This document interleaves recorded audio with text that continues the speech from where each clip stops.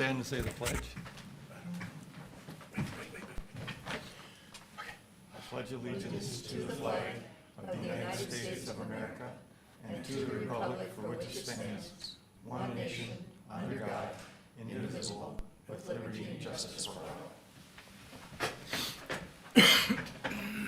Good morning, everyone. I see why you're asking, John. That's a good idea. Well, first on the agenda is the Sheriff's Office budget review. Will the sheriffs be? We do have additions to the agenda for today, Okay. one brief one, and that is that Daryl is gonna present an item for consideration to put on the capital project list. Okay. And since Daryl's here and Corey's not, should we just have? If I could, I'd suggest that we take Chip's update and Daryl's update before we dig into the budget stuff, and then we can start with. Good idea. So Chip is first? Whoever, those two are gonna be brief, I believe. They're gonna be shorter updates than the budget reviews. All right. I'll give you the good news first, and then you can deal with budgets later. So just wanted to give you an update on where we're at on the Deep Lake Park project. As of September 28th, the Greater Minnesota Regional Parks and Trails Commission had their monthly meeting, and they did rank our designation application as high, which is the first step in getting that regional designation. So right now, what we are working on is putting together our master plan for the park. I think I gave this to you as the text of the master plan, and that was before there was any edits to it. So there have been significant number of edits in there.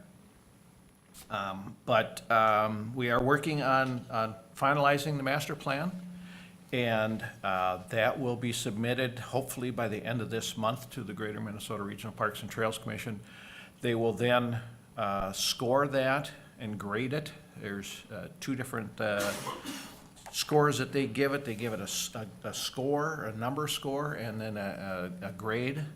And one is for whether it meets the muster of what they're looking for in a master plan, and the other one basically ranks it amongst the other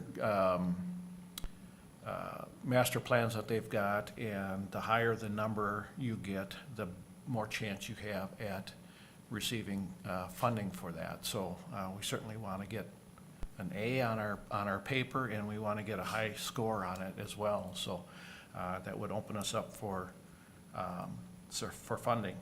And I did submit a draft phasing, and in talking with Stuart Crosby, our consultant that is developing the master plan, we kind of shifted some things around and kind of combined some things, so I handed out a new one this morning. So in our first phase, basically is the removal of the existing buildings that are out there that we don't plan on reusing, and then creating the hiking trails, the snowshoe trails, and the cross-country ski trails. Most of those are already there. They're gonna need a little tweaking, and there will be some connections that need to be made to finish those up. But as far as any new trail development, not a whole lot is needed there. I think we'll have roughly about 3.5 to 4 miles of cross-country ski trails, which will double as the hiking trails. I think we only need about 3/4 of a mile of connector trails to put together. So most of that's already there, shouldn't take a whole lot. And I will hopefully get out and take a look at a possible route yet this fall, and kind of flag that in and get it mapped out. So we've got that ready to go. Phase 2 basically then would be putting in the utilities to the park area, paving the main entry road, as well as the bicycle trail that will parallel or will be basically right on the side of the road there. And then developing the trailhead parking and cleaning up and creating the trailhead area. There is one of the buildings down there that we are going to try and reuse for a warming shed for the cross-country skiers and snowshoers in the winter, and basically a trailhead area that will have the bathrooms in it. And if we can find a concessionaire for a rental shop for canoes, kayaks, mountain bikes, stand-up paddleboards, those kind of things, that also probably would be housed in that building. And then there's a maintenance building out there which needs a new roof on it, but we'll try and salvage that and use that as our maintenance building. And then creating the picnic area and a picnic shelter, and then some of the carked-in campsites, which, you know, basically are just a leveled and cleared pad with a fire ring and a picnic table, and then a pit vault, or not a vault toilet, but a privy for each one, and there's 6 of those. So, and those are scattered around the lake. And then a canoe and kayak launch that, so people could use the lake. That would be phase 2. Phase 3 would be developing the road through the RV campground at the top of the hill, and creating the campsites and the dump station and the ATV parking area, and then a connection to the Carmel Forest Road.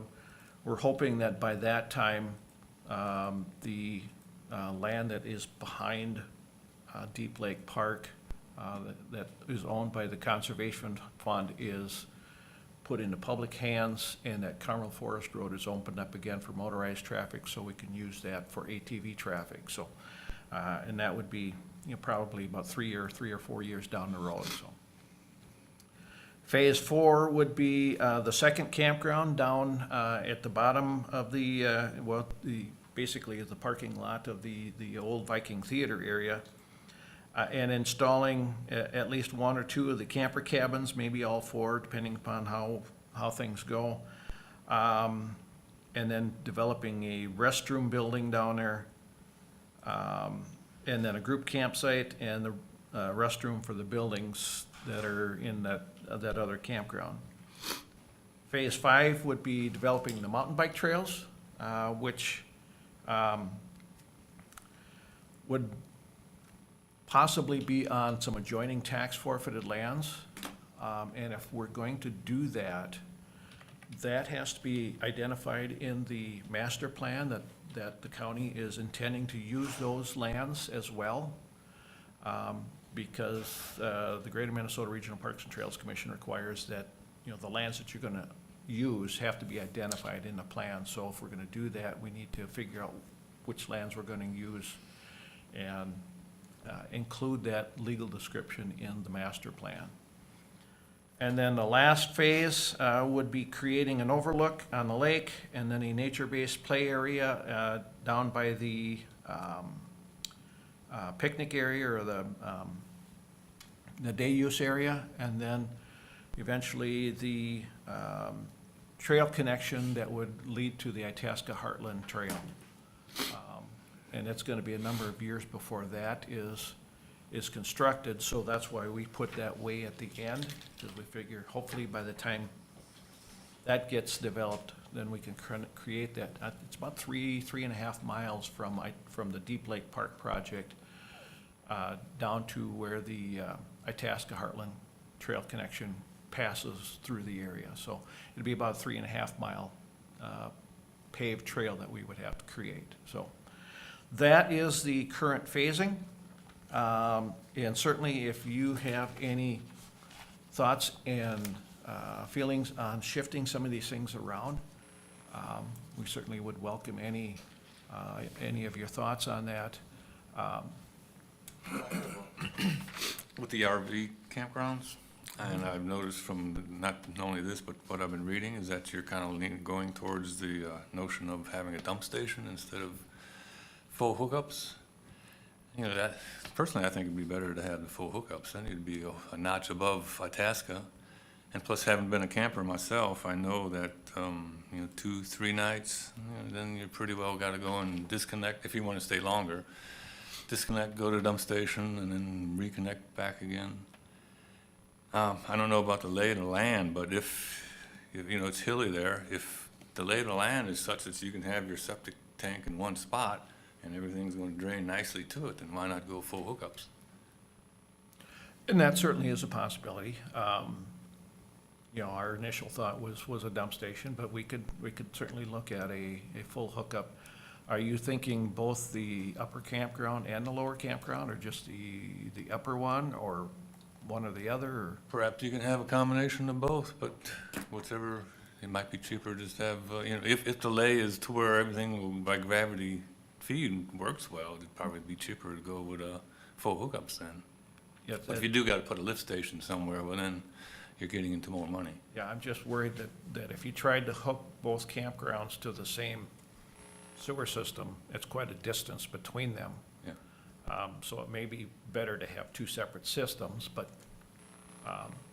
one of the things that I know in the master plan, the text that we've got, they talked about basically vault toilets. And I recommended that we have modern facilities with shower rooms because, you know, not everybody has a shower in their camper. And so you kind of need to have some shower facilities, which would also double as emergency shelters, emergency storm shelters. So basically, we're looking at 3 of those, one in the upper campground, one in the lower campground, and one for the camper cabins. It's possible, because of the Minnesota Department of Health has requirements on how far a campsite can be away from a bathroom. It's possible that if we can kind of squeeze it and shape things just right, we could double up the bathroom shower facilities for the camper cabins and that lower campground. It's right at that range. I think they allow 400 feet between from the campground to the bathrooms. And so if you put it smack in the middle of where it needs to be, it's about 400 feet from where the last camper cabin would be and the farthest campsite down there would be. So it depends upon how far they get away, that whether you're gonna need 2 separate units there or just one. But a septic system in that lower campground might be difficult just because of separation from the groundwater. But we'll have to take a look at that. Maybe when you really get studying it, see if the option's available.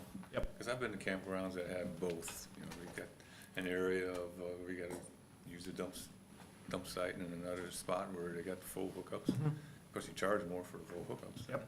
Yep. Chip, in that lower areas, is that drain field any good? Is that reusable? Shot? Been sitting a I long know time. Eric has, back when it was owned by Bedford, they were working at trying to get that in compliance, and I don't know if they ever did. So Chip, just refresh my memory, how many sites were supposed to be on the top and how many on the bottom? That has yet to be determined. And I think a lot of that is gonna be based on the amount of space that we can squeeze in there, you know. My guess is that the upper camping area would have probably no more than 20. And the lower one would have 15 to 20. And then there would be 6 pack-in sites around the lake, and then the 4 camper cabins. So listening to Commissioner Tom regarding all that, and I would have a little bit different viewpoint, and I base it on my 25-plus years of RVing, and being on that property, hunting it, you know, running ATVs through it, fishing it, you know, and soon it'll be in my district, I think, in January. My thought process would be, I mean, I like your idea, Tom, but Cost is one big thing, huge thing. Maintenance, of course. But then the other aspect of it is you want to be a step above maybe a task, and I get that. But when we do that, then we limit the amount of people or different people coming in the community that can use it. So obviously, if we have full hookup, you know, I'm gonna hang out there for as long as I can. You might wanna camp, you might wanna camp, you might wanna camp, and you're not giving that opportunity to everyone. So maybe a 50-50. Yeah, split it, or, but, you know, just, it would take whoever designs it to look at it really good, and lay the land and everything, and see what can be done. If it's possible for, full hookups, I think it'd be a good idea to have some sites that are that way. Can't make that decision. Were you saying instead this to year. have a dump station, or what were you proposing?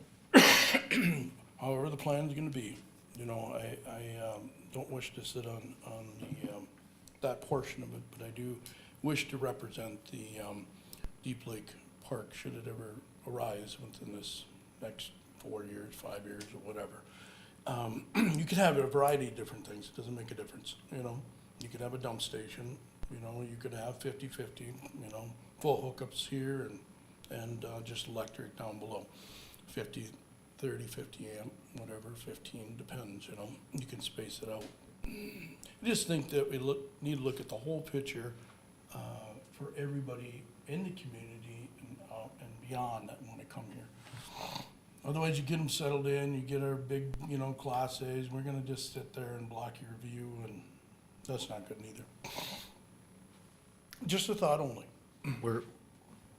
The level of conversation you're having is 3 or 4 iterations of planning down the road. Got it. It's great conversation. Got it. Not necessary for putting in the master Yeah, plan no, the master, details. well, he was mentioning about moving things around. I currently think that your master plan is spot on, based on monies, you know, and, What are you looking at for best guess time period to implement everything? I would say you're looking at close to 10 years. That's what- Primarily contingent on funds. Yep. Yep. right. And that's one of the questions I have, Chip, and in the, looking at the draft for review, some of the dollar figures, of course, aren't in there. When you submit this for review, do you have dollar figures in there? There will be estimates in there, yes. Okay. And then the question, of course, arises then, where does the money come from? Right, the money is going to come from local grant sources, you know, through the Greater Minnesota Regional Parks and Trails Commission, the DNR, whatever we can find through grants, and then also from, you know, county dollars as well. There typically is some form of a match required with those grants, so there would be some local dollars in there as well. Okay, so then I'm assuming that the process is to have the plan submitted so that we may become eligible for some grants. Yep. And then, I'm assuming the first thing, as you got on the top of the list, remove the buildings. So then there would be, of course, requests for proposals, you know, submitting estimates on, getting bids to tear stuff down and whatnot. So, like, yeah, so it could be a year or two before even the buildings are removed. Right. You know, as you look at the phasing, okay, so we've already are planning on building demo for next year. And, you know, I know the Greater Minnesota Regional Parks and Trails Commission in their response, acceptance of our high ranking in the designation application said, we really need to, because this is such an ambitious plan, that the county really needs to look at our phasing process and where we get the most bang for our buck. You know, and that, you can have a camping facility there, but if they have nothing to do once they get there, you know, you're not gonna get a whole lot of camping there, because if that, all they're doing is there just to park their camper and then go to Itasca, chances are they're not gonna be doing there. So that's why we put creating those trails in there first, and then creating that day use area. And that, you know, people can come and use it Unfortunately, there's not any real revenue that comes into the county through those two systems. But once we get to that point, then we put in that main RV campground up on the top, and that was my thought, is that, you know, that's probably the campground that is going to generate the most revenue for the county. Put that one in first,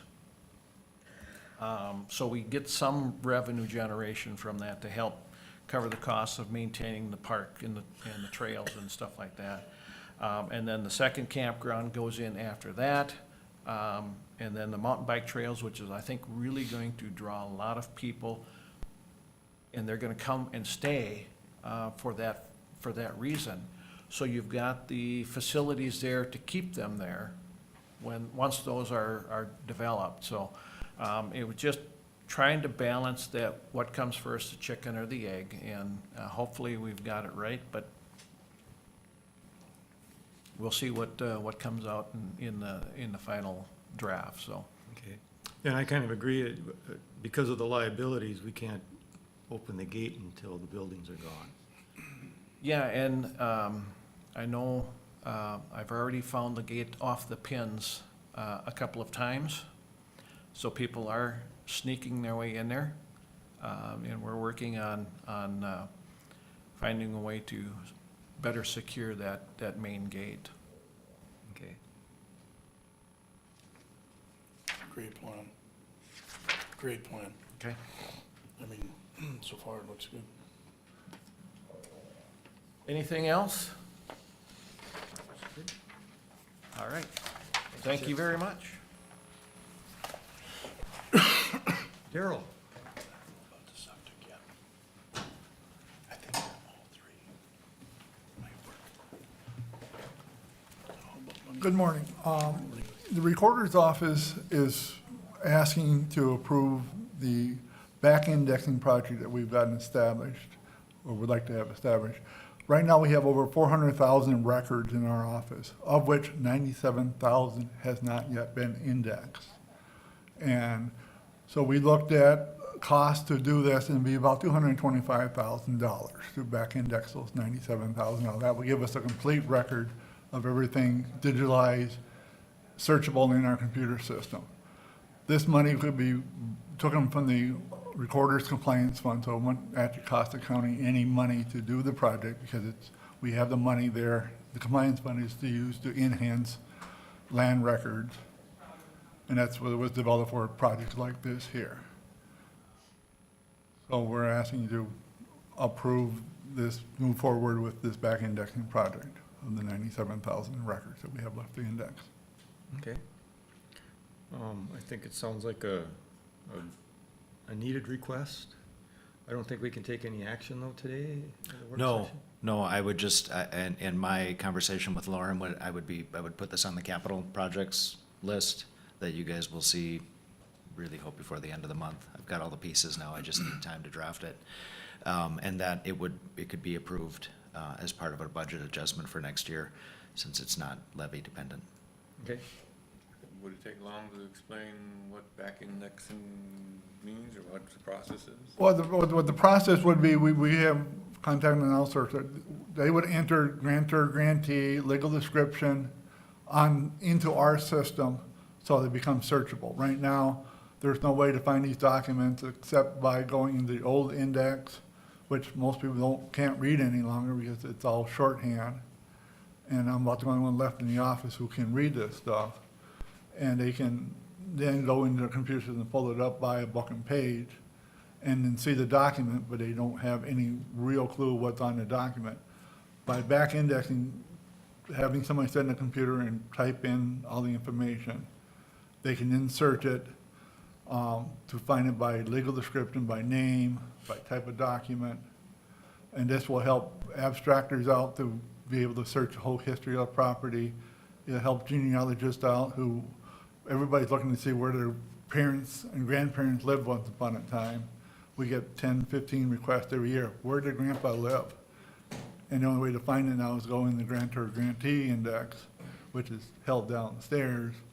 And it's just a long drawn out process by indexing it into the computer So it's searchable, they can search it here at the county level, or they can go to our online system, idocmarket.com, and be able to search the records within their own home.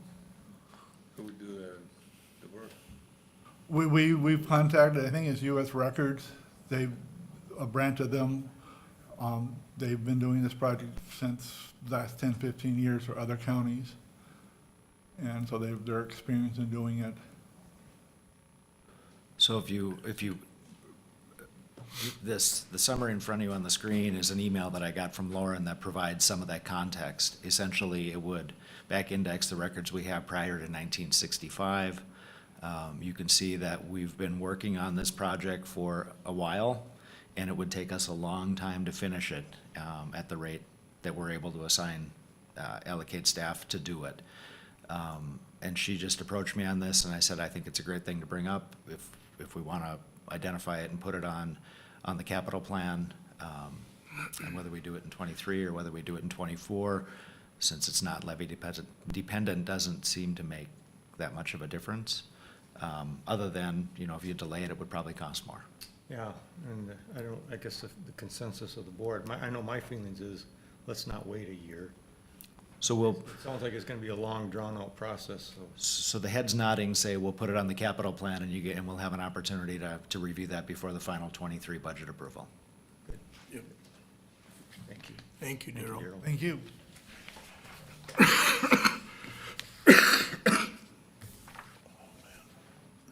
It's not going. Okay. So I guess the next question is, who's next?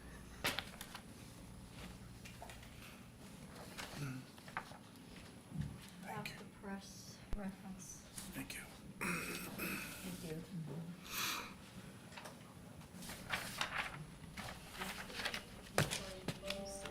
Data, just kind of helps give you more of a perspective.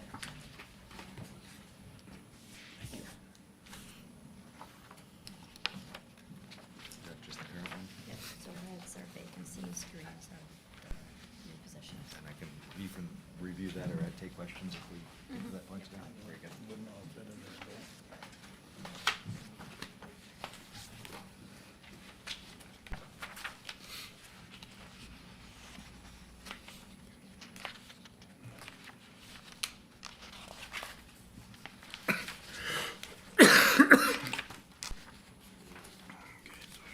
So do we want the social services to present? I- I see they're here. Yep, I'd say so. Keep the ball rolling.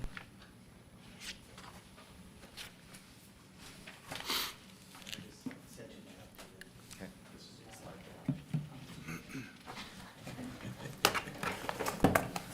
Good morning, Mr. Chair, Commissioners. Morning. Denise said she had printed off and handed you guys out the slide deck that I had put together for you. This is, as you well know, Mike Edminster, Adult Services. And so I'm just gonna kind of go through this, and we'll give you an update on kind of how everything's working. Great. And again, you guys, if you have any questions anywhere, just let us know. So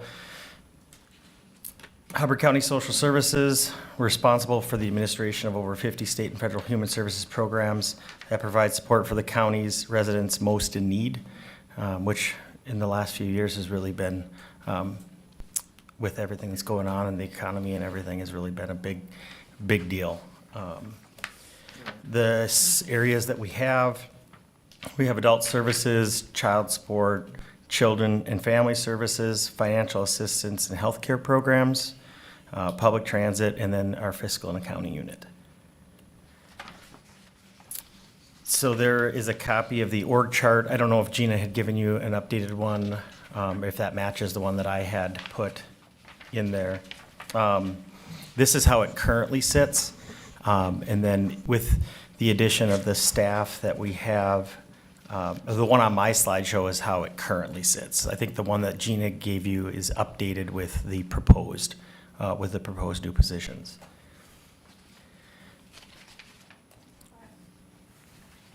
Yes, correct. The Children's Services Unit has 16 full-time equivalents.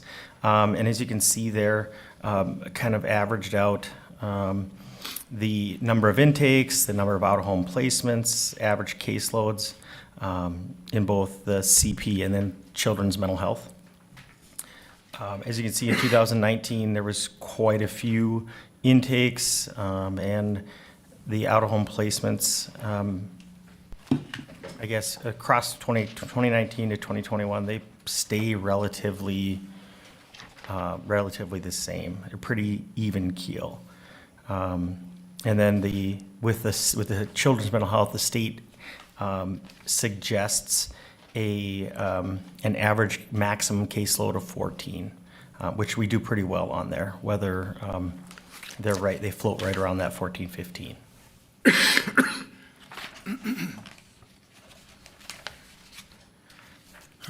And then I will turn this over to Mike. But I'll give it just an overview. The adult services, we have currently have 15 FTE. That includes Mike's position. They have adult mental health, the DD case management, there's managed care, which includes Prime West, and now the addition of Blue Plus on a couple of programs. Adult protection, and then there's some waiver services, case management, and then min choices and the assessments. Morning. Morning. Currently in adult services, we have 3 FTE in our Prime West positions. That does include our SMBC case management, so that's under 65, and then our over 65 populations as well. There's 2 distinct programs within that. So 3 programs. We do not have any distinction on what case managers carry.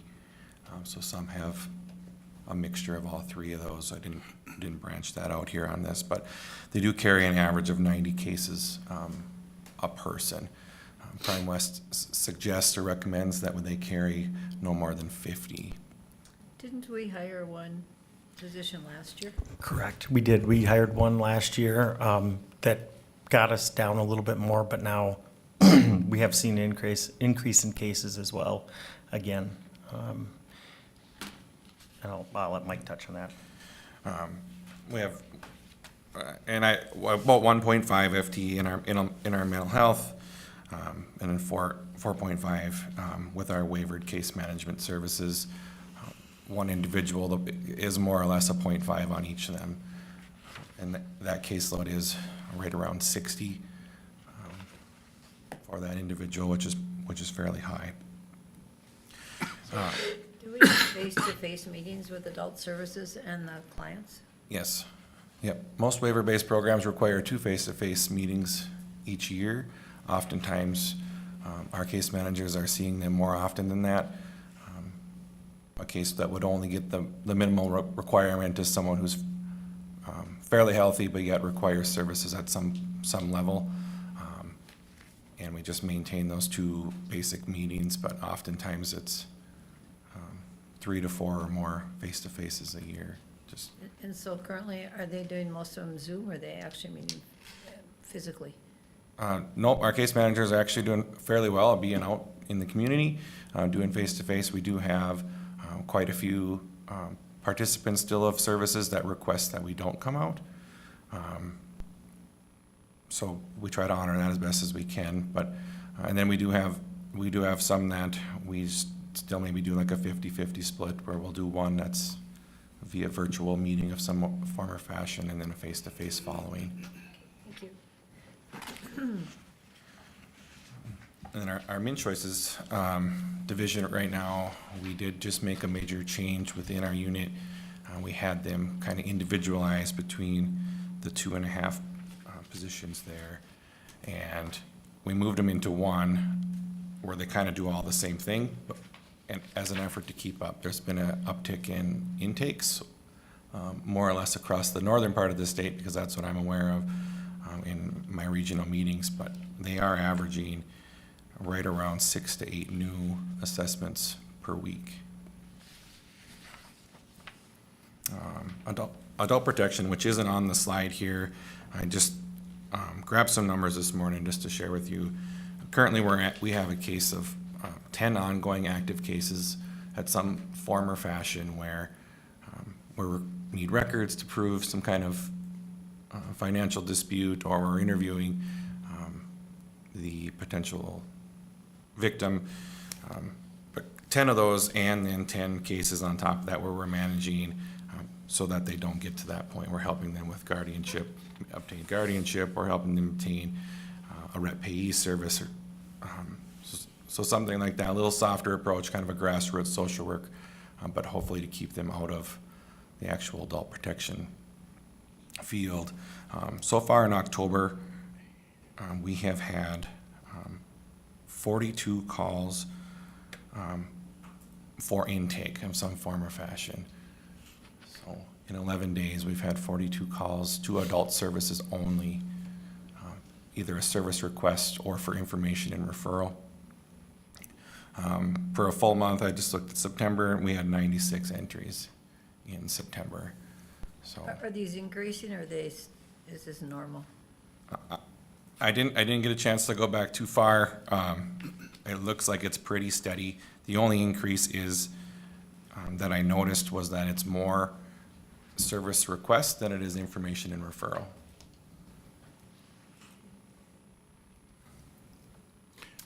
So, and then on that, with the Prime West, is you know, Shar, with the Joint Powers Board meeting that took place last week, Jim talked about, one thing that was significant to me that he talked about during the meeting was that now that being the Prime West is the default in some of the programs, we're actually going to see an uptick in cases that we're going to be receiving because we were not the default in those plans before. And so that is another thing for when we look at the consideration for that additional Prime. We say Prime West, I mean, now it's going to be a shift of, it'll be managed care more or less, but there still is reimbursements from Blue Plus. I have had discussions with the Blue Plus liaison yesterday. I had a really good conversation with him, and I think that it's going to be a little bit different process, but it's going to be, I mean, the reimbursements and stuff will stay the same. We'll do with what we can. So if we don't fill positions that you're asking, it just takes longer to get the work done? Yeah, the caseloads will continue to increase, and there'll be less preventative stuff that we have. Let's say with the SNBC, the special needs-based care. Right now, we don't have anybody that just focuses on that. And that's more of the preventative stuff. Those are the people that don't need a lot to stay out of the heavier services programs, but there are a lot of needs that they have, a lot of things that they need to keep them out of that. So that's where we would look at that. The addition of the one staff would be for that SNBC, would help relieve some of that. So, because I'm trying to learn here, because it's pretty massive to me. Give me examples of preventative care. Yep. So with that SNBC population, they have a mental health diagnosis. Obviously, it's what qualifies them for SNBC. So the preventative side would be to maintain contact and to offer service to them before it becomes crisis-based. And then they would end up obviously needing ongoing mental health crisis work from there, which could put them into placement outside of their home. Right now, on our new SNBC referrals, most often what we're seeing trending over the last 6 months is 3 to 5 will come in. We may accept one of those as a new participant for our county. The rest are given back to Prime West to case manage. Whereas if we were able to house those here, we could build those services to ourselves and obtain that capitation. SNBC is billed on a 15-minute unit reimbursement rate, much like our waiver programs. It doesn't follow the model of the elderly waiver, which is just a monthly pretty. So I was just diagnosed and accepted in this program, Mm-hmm. and you accepted my case. So give me examples of what you would do to assist me. Sure. So as soon as we'd get it, our case manager would would establish a phone call right away to explain who they are, explain what benefits you just received or that you qualify for. They would. So could you list a few of those? I'm not familiar with Prime West, but what they would explain is that you would have a case manager assigned to your case. The case manager that can then be contacted for if you have medical appointments and you struggle with getting the transportation, that case manager can help you do that. If you have medications that you are confused about, that case manager can help you walk through what that case list is, help you contact your doctor to see if you need a med rec, or, to see if you've had several doctors and they're not all familiar with what you have, they would help you schedule that med rec. They would be your kind of a go-to person if you just were having a day where you needed someone to talk to. They would be able to maintain some face-to-face contacts as well. But it's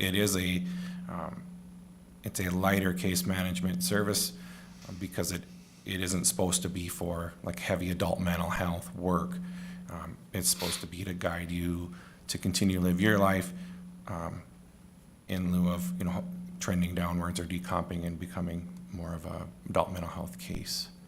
Kind of almost like a coordination person that helps to get all the services lined up that you may need. Again, med management, meals. There's some of that, like mom's meals or whatever, helping organize that. The transportation piece, where a lot of these individuals that have, this mental health diagnosis, they may not have the cognitive ability necessarily to realize or to get all these services put into place, so that we try to help them do that, so that we're not ending up putting them in a placement, which in the end results in a higher cost to the taxpayers. To put it in perspective on this. So are more people moving into the state of Minnesota with these diagnoses? Or are people just realizing there's services out there, so they're reaching out, or is it a combination of both? I would As say, caseloads are increasing, so are more people moving to Hubbard County, or? I would say from what I have seen, it's more of an aging in population. There's more people that people are becoming aware of the mental health stuff. If you've seen, we've had a lot of focus on mental health in the last few years, and so that's why a lot of that is happening. Is there's more of a focus on it, as well as aging population and different needs. There are some that move to the county, and a big part of that is they're moving out of the metro area based on personal preference, and knowing that they can get the same services in other parts of the state. Okay, thank you. On the next slide, you'll see our Prime West revenue. Again, you can see the capitation rates have increased significantly. Now in 2021, we saw a big jump based on that Prime West position that we added, and we were able to capture more revenue in that. So that's where you'll see that bigger jump there. Beth Vredenberg was going to be here, but she is sick. And I told her that it would probably be fine if she skipped this. So currently in our child support department, we have 3 FTE. That doesn't include Beth. Beth isn't included in that. Beth is a supervisor, but she's not included in that FTE because according to the state of Minnesota for reimbursement for child support, they have to be only doing solely child support work in order to be able to bill that 66%. So she's not included in that FTE. So we have 3 child support officers. The state reimbursement for anything child support, whether it's equipment, etc., anything, as long as they're doing solely the child support, is 66%.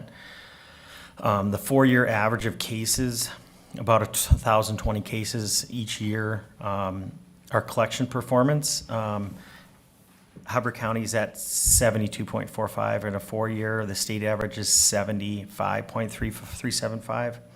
And then the caseload to worker ratio is 287 to 1, and that's the second highest in the state, according to the 2021's Child Support Performance Report that came from DHS. And if you guys would like a copy of that, I could get that to you as well. Now you'll start to see they consistently stayed around 1,000 to 1,025 cases, which puts the 3 child support officers at about 300 cases each, or over 300 cases each. That like to see the average caseload be around that 225 to 250. There was a period of time too with only having 3, with some things that personal things that happen, et cetera. We had there was only 1 working child support officer at that time, and they had over 1,000 cases for just that person, which, as you can probably tell, is pretty. It's not really doable. And then court orders are getting more complicated, time-consuming, and with the new child support guidelines changing 1 of 2023, which I don't have the exact changes in those from Beth. There's going to be even more requests for modifications. Currently, and we're asking more for 1 full-time child support officer in within our county. So they currently don't have time to do contempt orders. So contempt orders are for individuals that are just refusing to pay. They're found to be in contempt of court, of a court order, and then it goes into collection, or however they do that, whether it's revenue recapture, tax returns, et cetera. I mean, even some of that was it's in 2020, you'll see there was a spike. A lot of that had to do with unemployment. So although there were people getting unemployment because of the COVID, we were collecting on that as well, because that is an income, a form of income from them, so which we can capture that. So some of the parents that we're collecting on maybe do a lot of cash work, or different things. Well, with COVID, we were able to capture that. So what department captured that if you don't have time to do it in child support? So they did it in 2020. They were, Okay. yeah, they were, but they're at the rate that things are going now, they're finding to not have a time to do the contempt orders. They're still working on the modifications to orders, so they're doing all those. Whereas, and I'm going to try my best to explain that. My knowledge is not very deep into that, but the initial orders, those are the ones that gain priority to getting those orders put in, and then the modifications to the orders, depending on whether they're going to collect more or collect less, varying. There's different variables, whether the parent gets a different job or loses their job, gets disability, et cetera. The current collections number is how much is charging on all of our cases versus what is collected on those cases. If we can get, and this is just a note from Beth, she said, if we can get those numbers closer, our collections numbers increase along with our incentives. And so that's where we, if we can get some of those, the collections numbers up, and we can do some of those contempt orders, we can collect more money. And again, this is more money for, not for us, but for the residents of Hubbard County that are, and the children of Hubbard County that are due child support because of the situations they're in. So you're saying one of the responsibilities of this new hire would be to do collections? Not collections, no, child support collections. So it's child support, they call it collections in the child support world, of collecting the funds that aren't being collected in different ways, or, and working those orders. It's separate from the collections worker that we're talking about, yeah. So it's more like you say, it's a compliant Correct. versus Yep. a collection. Right. I mean, and if you can imagine having, again, the caseload worker, 287, again, Fillmore is the only county that's more, and they're at like 294. The rest of the state is more around that 200, 225, 250, and that makes it more manageable for us to be able to collect on that, so.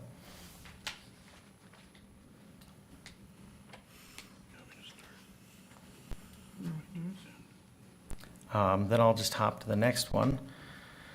Our financial assistance and healthcare program, so that's our eligibility workers, those individuals, that includes, the SNAP, which is the food support. Then you have cash assistance or MFIP. We also have the various amounts of healthcare, long-term care, and healthcare eligibility. They determine all eligibility for all of the programs that we administer. I know that I always tell everybody, if we didn't have child protection or we didn't have adult protection, the residents, the people that are need these services could still get some form of services based on they would become eligible for the programs. Whereas if we didn't have income maintenance workers or eligibility workers to determine that, nobody else would be able to do their jobs because we wouldn't know who's eligible. So they currently have 19 full-time equivalent staff there. And although we're not requesting anything at this time, know that we're doing more with what we have. The federal poverty guidelines, if anybody wasn't aware, they raised that from 165% to now 200% of the federal poverty guidelines. So the SNAP income, that gross limit changed to that. So we are seeing a huge increase in people applying. When you put that on top of the Apply MN, where you can apply online, it's easier for people to apply before they'd come into the office, get an application, and submit it. Now they can submit it online, which is more efficient that way. But we're seeing an increase in the amount of applications we're receiving. Now that not all of them are actually qualifying, but there are. There won't be a huge increase in cases because they're denying approximately half of the applications. They're not even eligible. But it does require a little bit of time to process those applications.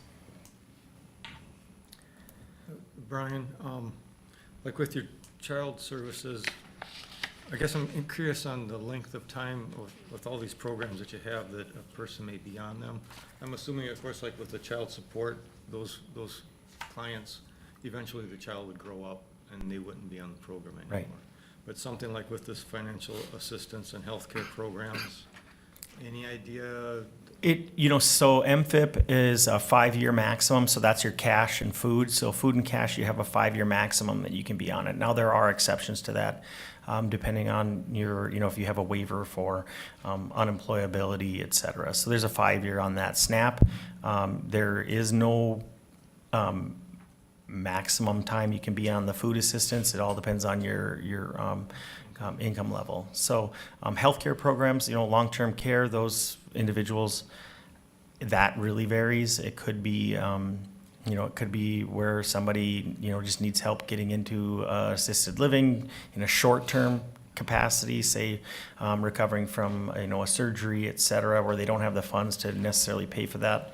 But then once they go through their rehab, and then they can return home and they don't necessarily need those cares anymore. So it does vary. Now, child support, there are some that do age out, but there are some necessarily where you have kids with disabilities that remain with the custodial parent, where that child support monies doesn't stop until death. So there are some different things.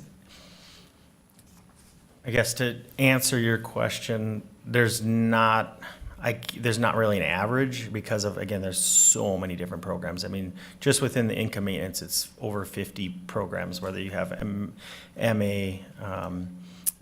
the Prime West, determining eligibility for all those, SNAP, there's SNAP and cash, there's cash only, it's daunting. So I can't say for sure. Okay. You're welcome. I'm going to hop over to the fiscal and accounting. Currently, there's 5 full-time equivalent staff in fiscal and accounting as it sits right now. You guys would have the updated version that Gina handed out that would include, we have a collections worker and we have a case aide and my accountant or my fiscal supervisor, Nancy, that would be equivalent to 3. So the purpose of the MA state recovery is to recover the amount or portion of the amount that may be paid for certain healthcare services, and can you help funding these healthcare services? So year to date, we've collected approximately $177,000, and a large recovery coming in approximately $221,000 that will be coming before the end of the year. Part of that, we ended up getting a vehicle, which we wouldn't have necessarily had time before, but we had added a little bit to one of the workers to help out Beth with these collections, and with that, then we were able to get it. Mike actually went and helped get the car and get it back here. So, but the process could move a lot faster if we had somebody that was able to do that now, because Beth is still trying to, on top of everything else, figure out the process for getting the title changed on the vehicle. Finding out how, where we're going to sell it. Now, we know that now, but I mean, it could work a lot better. The position would be, again, those MA estate recoveries, overpayments on benefits, the financial assistance supervisor and eligibility worker is handling a portion of the duties. It should be, it should be the accounting unit. So that's where we're trying to look at not only how we operate, but right-sizing the units and getting those focuses on where they should be. So I think that, in your fiscal and accounting department, you should have somebody that's where that collection workers would really fit in, because that's where we're doing our recovery and finding those amounts and getting those portions back as a revenue source. And, paying our fiscal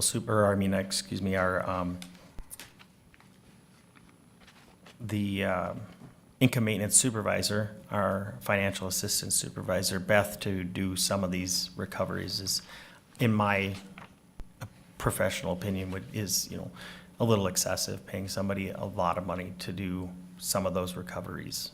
And so, with this, we get 25% back every, that goes back to us. From all the recoveries that we do throughout the year. And so we that's just money that we get back. There's no stipulations on how we utilize that. It's just a revenue source for us. So I have a question for Gina. When I look at the org chart that you presented, it says within complement. Can you explain to me what that means? That would mean is that they would post the position internally only, and another applicant or employee within the organization would probably apply, and then we would not backfill their position. You would not backfill the position? Correct. Which one are you looking at? When they're looking at the collections officers, so that the top position, the ISS Yes. position, is the one that we would eliminate upon filling this one. Yes. Okay, The information. and so currently it's vacant anyway? Correct.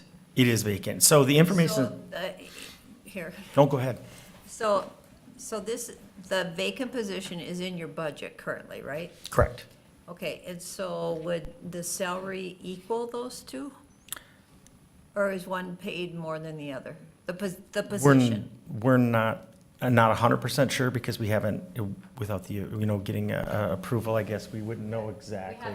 We estimated a grade for the collections officer position of what that would cost, and Yep. we did the difference of a position that we felt that would possibly go to that, and the budget that is only that difference for the collections officer. Okay, I think, is that in the front pages that you gave us, Jeff, I think?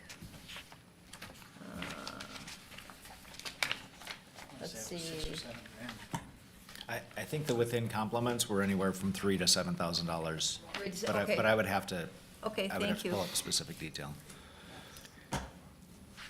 So okay. Okay, thank you. Yep, and then on the next one that you have, it'll be the reimbursement rate examples. I just figured it'd be nice to have an example of each position of where we're getting some of those. Yeah, that was nice. Those reimbursements. So you, I mean, if you look at a child support officer, the 77,000, the 66,000 admin we get, so that position is only costing the county, the 20, and I say only, but 26,483. Eligibility worker, the random moment staff, again, it's right around almost 50%. So you look at a total salary benefits of 51 and about 50% of that. And then social worker, with that would be, again, the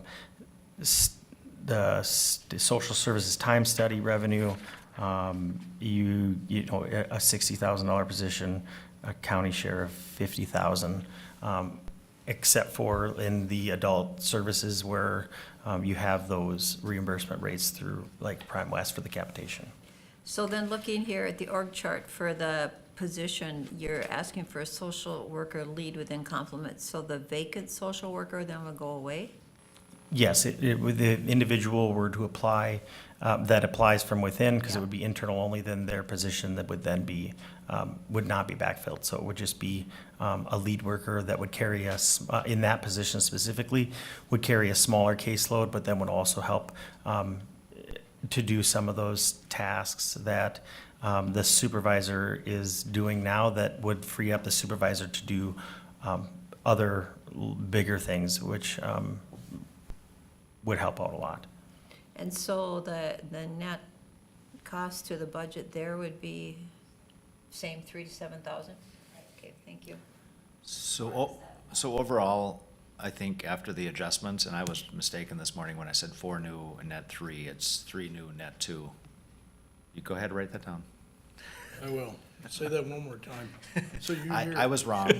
Yeah. That part? That's what I thought. I was Keep wrong. going, yeah. But I was wrong in a good way. The numbers are better than I thought, and the total financial ask is approximately $180,000 for those staff changes in the group. For all three? Yep. And the others, within complement change, so yes. And that does that take into consideration the percentages paid? No. So No. that's just the cost of the county per the salary and benefits? Correct, because it's a reimbursement, so we Yeah. include that in our ask for the budget at the start, and then our revenues, which on the next slide, That's the gross cost. Yeah, the gross cost, okay. The reimbursement rates are calculated in the expenditure side, or Okay. in the revenue side of the budget. Yep, yeah, and the next few slides, I know you guys are pretty familiar with it, but just kind of a breakdown of our 2019, 2020, and 2021 budgets, what we budgeted and what our actual was, and the trend that you'll see is that the county share, we budgeted in, the actual has always been less than what we budgeted. And the expenditures have been less, the revenues have always been more in the last 3 years. And that's, I just wanted to kind of show that example that the budget, what is budgeted and what is spent is actually, and it's not necessarily what is spent, but our revenues have have increased from what our budgeted items were each year. So you haven't been going over budget, Correct. and if for some reason, some situation came up and you did go over budget, you do have reserves. We do have the reserves, yep. And in the next slide, you'll see our historical fund balance. I went back all the way to 2017. Now, the 2017, I mean, they all stay anywhere right around that, 5 million. We're down below the we were down below the 5 million in 2021, but I believe it was because we didn't get some of the reimbursements until 2022, so that would show on that.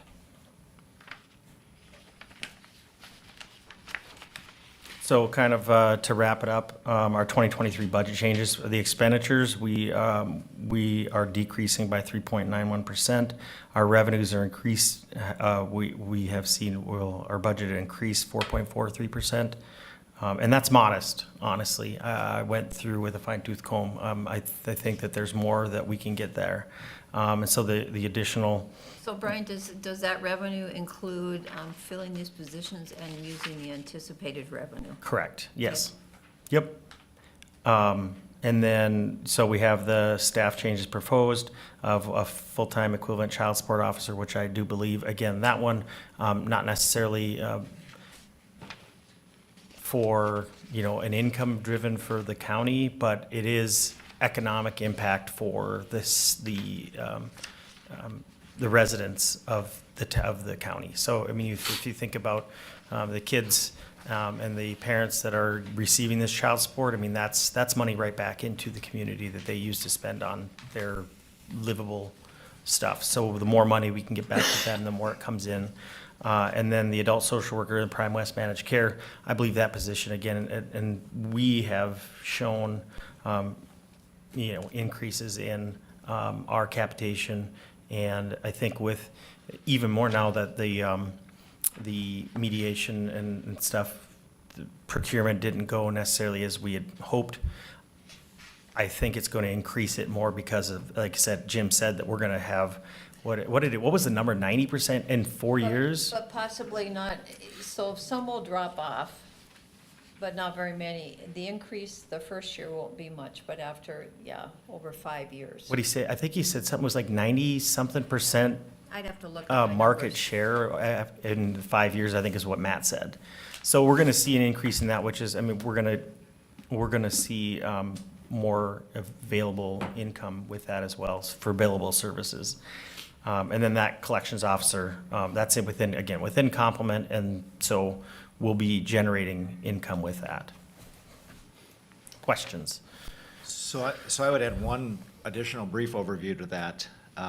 The projected increase in expense from the preliminary budget in social services was 2.5% in expense. Their projected increase in revenue was 16.5%.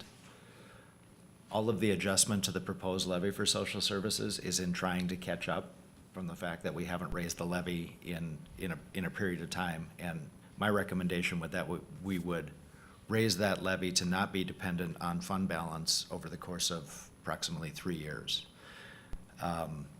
As you look at the last slide where he talked about the fund balances, now when it's down to 4.8 million, that's about 42% of the annual operating cost, and that's 5/12. So we really don't want to be much less than that. Some of the other adjustments that we made is originally we had shown a budget that didn't rely on the use of fund balance this year because we're changing our revenue and expenditure expectations so that they're much closer to zero. Last year, we budgeted for $1.8 million worth of fund balance use, and we're not going to use that. We use a part of it. But we're budgeting much closer to zero in social services this year. So the amount budgeted, we'll spend more. In '23, we'll closer. In '24, I'm hoping we're within a couple percent on that, with the exception of large cases. And we had the agreement that if we have a significant uptick in out-of-home placements and that costs us an extra $250,000 a year, well, we're not going to budget room for that in every year. We're going to make sure that we have sufficient fund balance to cover those if our caseload there changes significantly. So I'm just pointing out that I think that their budget is much more. Why would they calculate, a healthy percentage of fund balance when the state based on the gross amount when the state pays half, or roughly half? Primarily because we have to pay it first. It's reimbursements, the same as all of our expenses in general fund, January through May, before we get our first tax statements in. 6 months before you get. So that's why 5/12 is the number. 42% for general operating funds is you have to carry your operation from January to May before you start collecting tax revenue. And it could be anywhere from 3 to 6 to 9 month lag relative to reimbursements from these programs. So 42 to 50% is still a good target. So Well, thank you, this was very helpful, Gina, to have the updated one. Can you give me a net cost? So it's 180,000 gross cost, any idea what the net cost is? If you use the slides that Brian shared with you just before, the child support officer would be net of 26. The social worker would be net of 50. So that'd be 76 and 10, so 86, so 100,000 of that is probably reimbursed. And potentially more with, again, with the Prime West stuff, that would be, it could be that more, but that Yep, would be okay. a good estimate. We're trying to be relatively conservative with collections estimates. That could Yep. be higher as well. The revenues include, if they hired all three of these, the revenues include the reimbursements that these would bring in. Potential revenues, correct? Correct. Yes. Yep. Morning, Brian. Good morning, Dan. Mike. Great presentation. Thank you. It really is, and your staff is working hard. I know that personally. Income maintenance worker that we're working with is doing a great job. Good to hear. So, thank you very much. But I just have a few questions, and the first one I'm gonna ask you, I believe, let's see, is we want to add these people, correct? Yes. To your staff, or to your building, right? Where are we gonna put them? So currently with the telework staff, the teleworking staff that we have, there are openings. We have the, like say in income maintenance, instead of the 18 cubicles that are there, we have roughly 80% of those individuals that are working, teleworking. And so with those individuals gone, we have 4 cubicles that are telework cubicles, and they work with Beth. They have a schedule so that they're not all here on the same day, so they each work 1 day a week in the office where they meet with clients if they need to meet with clients, but they're in the office at least 1 day a week. And then so we have those cubicles that are, instead of 18 being gone, now we have 5 that are being occupied. In that example alone. I know that was part of, in that telework where we had talked about the telework that was going to be a bonus, is that if we had everybody back in the office right now, we'd be asking for more room. And so that's where we would come up with that space, along with Mike's unit as well has some. Child protection, they don't have anybody that telecommutes. They're all still in the office, but that's a pretty intensive program that they run. And they're a pretty small unit. So that's where we would get that space. Okay, so the income workers, you have how many income maintenance workers? There's 19 FTE, so that's roughly, that includes Beth, so there's roughly 18 that are the income maintenance workers right now. I believe that includes 1 case aide, correct? All right. Okay. So, to better answer Char's question, when we did the FTE for Prime West last year, and what did that decrease in numbers, the ratio? I know that we have this little picture out here that it would be nice to have the ratio to, 50 to 1. And we're at 90 to 1. What did that really bring it down? So at the time, they were at 100 per, and that brought it down to roughly 55. But then as we've seen the increase in workers, in cases that have come in, it's increased it back up to 90. So essentially, we played catch up for about a year. That helped us keep that down. Otherwise, we would have, I would have been likely asking for 2 positions had we not asked for that to begin with. Originally, did you ask for like 5 or 7 positions? 7. 7.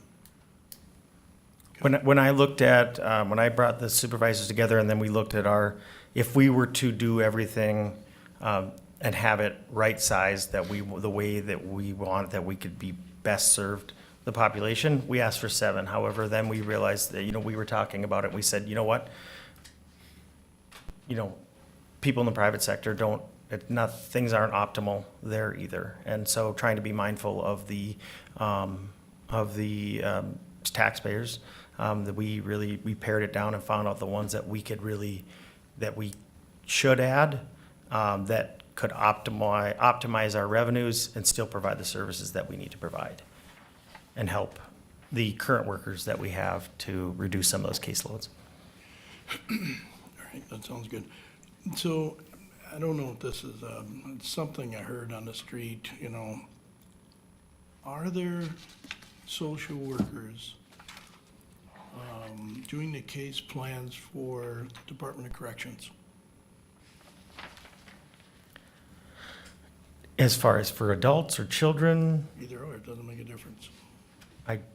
I don't believe so. We aren't doing case plans for Department of Corrections, not that I'm aware of. For child protection, when we have delinquencies, they Oh. have the group meetings, so yes and no.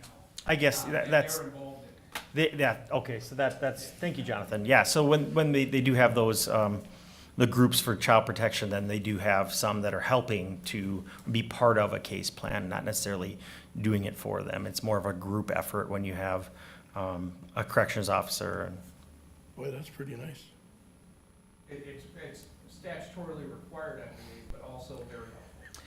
I thought.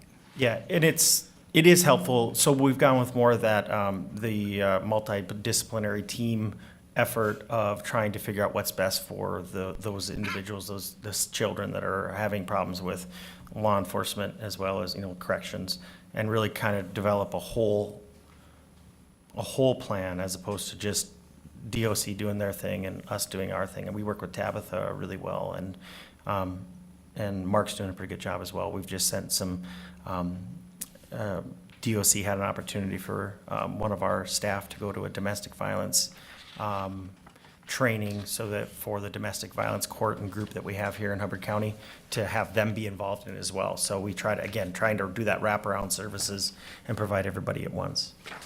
So if that be the case, what does the family-based service provider, the 2 FTEs that we do, what do they do? So Do Go ahead. so they are they're doing in-home services with parents to help them with, being better parents, doing things right, working on how to deal with their stresses. It's more of it's actually not more of, it is a very much preventative service that we provide before, we try to get in there before and provide that family-based services stuff before we do removals, while cases are maybe in a family assessment as opposed to an investigation, so that it doesn't lead to an out-of-home placement. So we're really trying to help the parents and that's the family-based services don't work with the kids at all. They work strictly with parents to help them to develop the skills they need to keep their kids. Okay. Sorry, I just got a couple more. I don't get to see that much. Not because you're not here.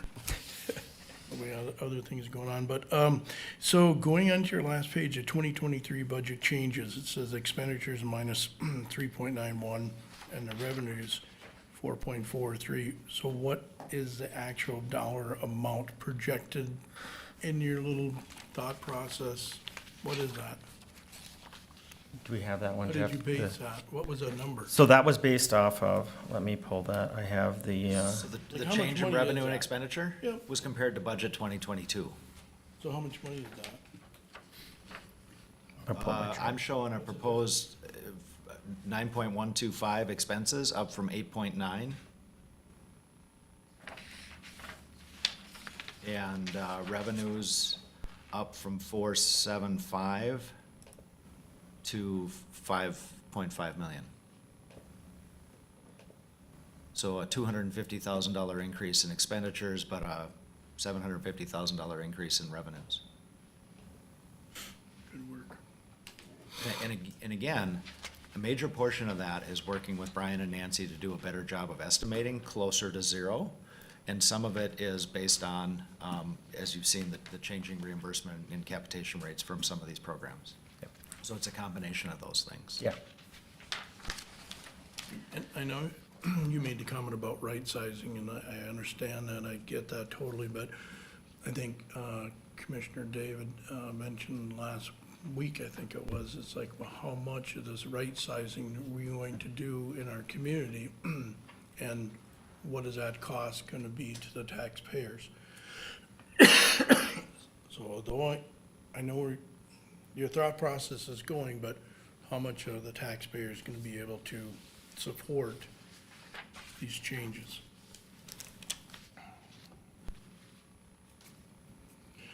That's all I'm So gonna for say. the positions, if I heard you correctly, then net cost to the taxpayer would be $100,000. 108, was it 180? 180 gross, 180 100,000 Right, net. gross. Yeah. Yep. With the most expensive one being the social worker position. Gross, yes, correct. And net. Net. Well, net, but then again, that one would be that social worker, based on that, so that model that's in there, that's based on one that doesn't have the reimbursements of the capitation that they would get for reimbursements via Prime West. So that specific position would have higher reimbursement. It would rate. have higher reimbursement rates. So that, the example, I just did broad examples on those ones and that. However, the capitation, which per worker, I don't know, Mike, if you have any insight on that, what that would be. But typically, I mean, our budget, the Prime West capitation covers almost the entirety of our adult services budget. And I looked up in the Prime West agenda, and Matt's presentation wasn't in there. Oh. So I don't remember exactly, but what Brian kept alluding to, we lost, so far we've lost the court case, and we're gonna decide with DHS what to do. But DHS has said that Prime West is no longer can be the loan provider, so Blue Plus is also with Hubbard County. However, what they're looking at is for people to have to opt out, they actually have to fill out a form and turn it in. And if they don't fill out the form, then Prime West becomes the default. And so that's why they're thinking, Prime West is projecting that they're actually gonna, their enrollment will go up. Yeah, because the way it sits now is it's every other, I believe it's every other year is what Matt said, that they have, where Prime West is a default for one, and then MA, that's the default on the next year, but this one would be just across the board. And again, they would have to opt out in order to, they would have to fill out some paperwork and say that they want to go to Blue Plus. I think, in that part of it, it's kind of a moot point when it comes to our budget part, because we're gonna get the same reimbursement rates from. Right, and the services are gonna be The the same. services are gonna be the It's just gonna same. be that you have to provide with two. Correct. Two We do providers now get, instead I of would one. imagine, I mean, I don't know 100% with Blue Plus, because we haven't had them as far as for the majority of our healthcare, but Prime West has some pretty good rates. And they usually reimburse at a higher rate. Correct. How many years ago was it that we added that additional adult Last services year. position? It was we last had year. one ago? for Prime West. Yep. So the problem as I see is if we don't fill that position, a year or two from now, you'll be here asking for two. Possibly. I mean, it's hard to. Case loads keep going up the way they are. Right. And I think, that's just one of those that we don't know. That's the but, I would be asking for two right now if I want, but knowing that we want to be, conservative on the budget, and knowing that we got Mike on board here, and he's, doing some things within the unit to make it, maybe run a little bit more efficient and do more with less on that part of it as well. So prior to that position, I believe Hubbard County had the highest caseload of anybody in Prime West. It was almost double of everybody in Prime West. So if the economy went in the tank, Which it will. we'd probably see it increase. That, I can't really say that, because it all depends, it would really depend on, a multifaceted part of it, whether people are getting sick, or whether they're having more mental illness. I mean, we know that to be true, that, in the crash of, in '08, that the mental health crisis, really, that's when it started. So potentially, yes. Potentially, I think in Hubbard County, I think we'd be doing pretty well, just based on if we have these services and we have the people that we have providing these services. I think we do a really good job. Thank you.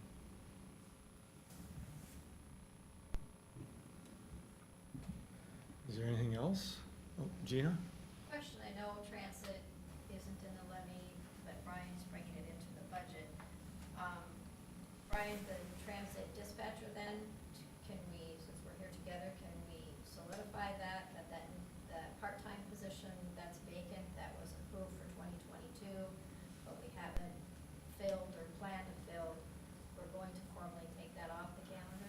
I'm not sure. So we have a meeting, I have a meeting later today with MnDOT, and they're with Nick and MnDOT to go over kind of the revised budget that we had going. So at this point, no. So, because that's 100% Department of Transportation funded, so it's a net zero.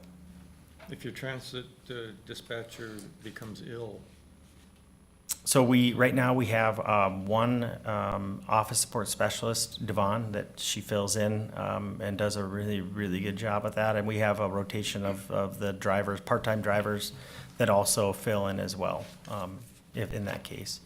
And that's we're fighting a kind of a struggle of having, we don't, not necessarily enough work for 2 full-time folks, but if you have a part-time person that's just doing dispatch, it's hard to find people to do that. Like, we've had that, we hired a couple of them, and it has just never really worked out. So as part of the strategy session that we'll have this afternoon.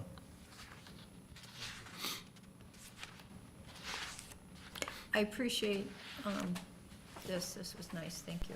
Thank you. If nobody else has anything, thank you very much for your time, and I hope that you consider the request that we have, that, that you would consider that for the budget and approve that. thank you, Brian. Thank you. Thank you, Mike. Yep, thank you.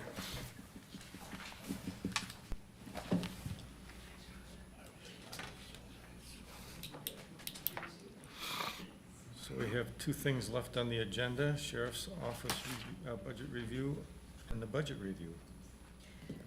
Mr. Chair, I would really like the sheriff to be here to answer questions, to go through. Just texted them, and they're on their way. Okay. So we'll take a 5-minute break while we wait.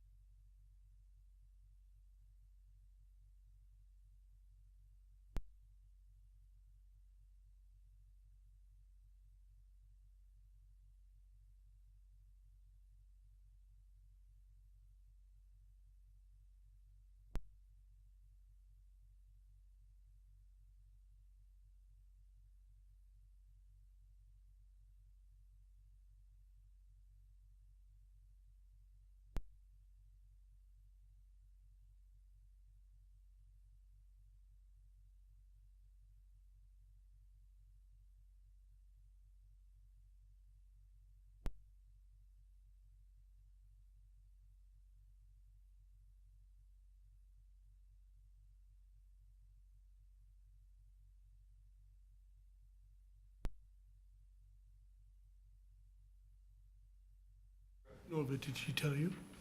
We're back from recess. To let you know that, there's a discrepancy in pricing here? Well, there is, yeah. If you're ready, Dan. I'm sorry. All righty, good morning. Hello there. Morning. Guess we're ready for you. We're here. We're here for you. If you had questions or something, I don't know. Okay. I don't know if anybody wants to start. I did last time, so I'll pass this time. Somebody else take the. I talked with Corey on Friday, but I can ask questions, but I'm not gonna start. You have something in particular, I mean, if you want to address, we can certainly address the sergeant position or, whatever, you would like. Obviously, we've budgeted some things that, took, it was a big increase in our budget. We've I think, beat that to death in the past, whether it's the radios to, our, computer software, package that we've, already discussed. But I think one particular thing that's maybe still up in the air with the board is maybe the sergeant position.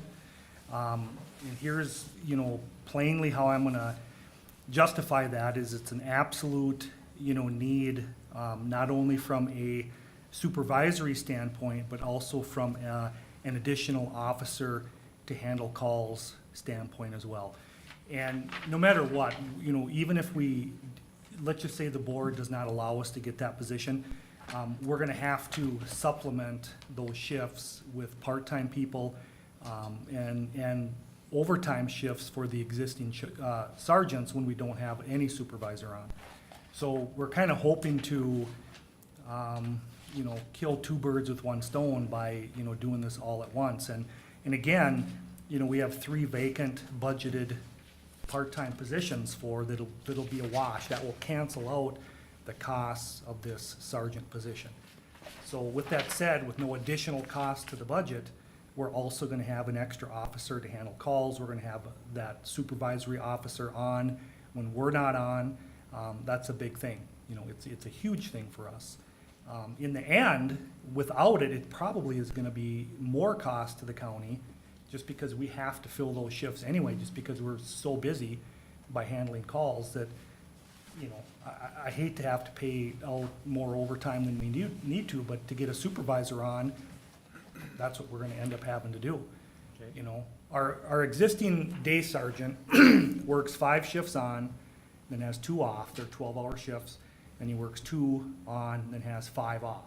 So there's, plenty of shifts in a row, well, it's half the time, that we need to supplement, people. And this would be a great addition, to that with very much, needed as well. And Gina, you had a question? Just to Corey, I handed the commissioners an updated organizational chart of the department and as well too. So in your deputy sheriff, Corey made the comments about 3 part-time deputy positions. There's 3 on there currently that he has. There were 6. We took 6 off in the budget figures to allot towards that patrol sergeant position. There were 6, we took There 3 were off. 6. So when he commented about 3 vacant, these are not the 3 that are still on the chart. Those are already gone. Correct. So I was So going then- for those oh. 3. What's that? I was going for the 3 on the Oh, chart. Like, They're already there. So- right.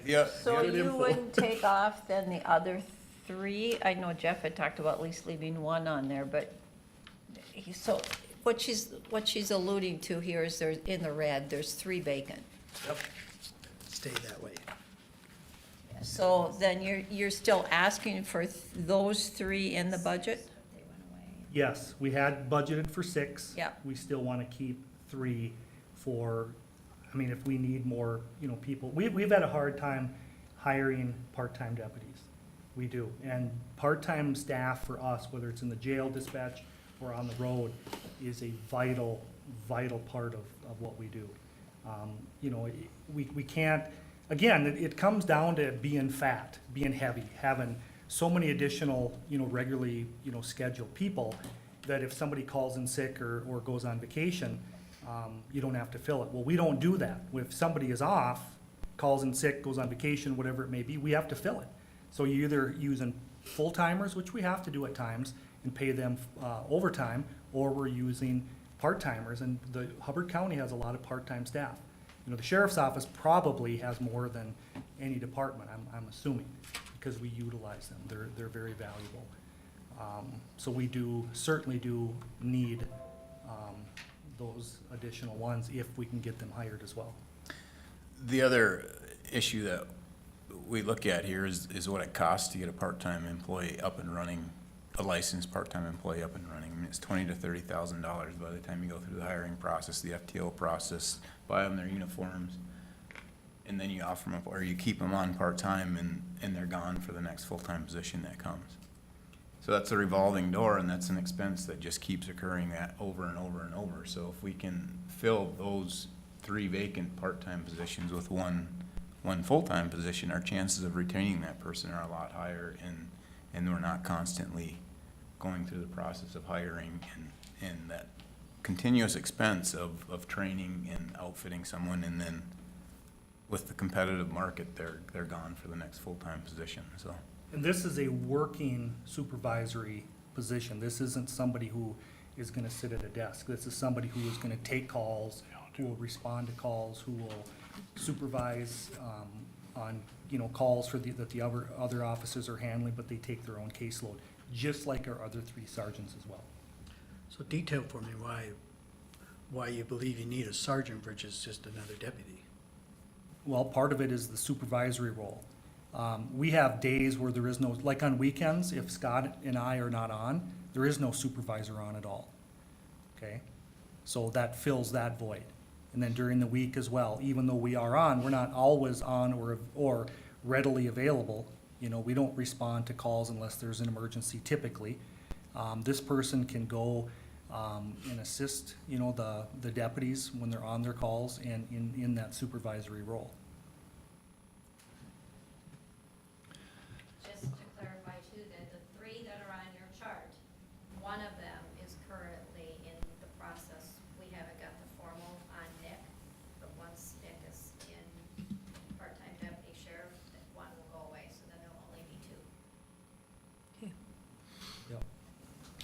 So I guess relative to holding space, my question would be, what's the complement of part-time deputies you need so that you always have enough of that flexibility in your schedule? Well, currently what we have, you know, I don't know how many it shows on our chart. How many part-time deputies totally does it show, Gina? 6 filled. Okay, 3 some of vacant. those are the security station. One of them is one of our boat and water deputies. Our bailiffs are classified as part-time deputies. You know, so we certainly need,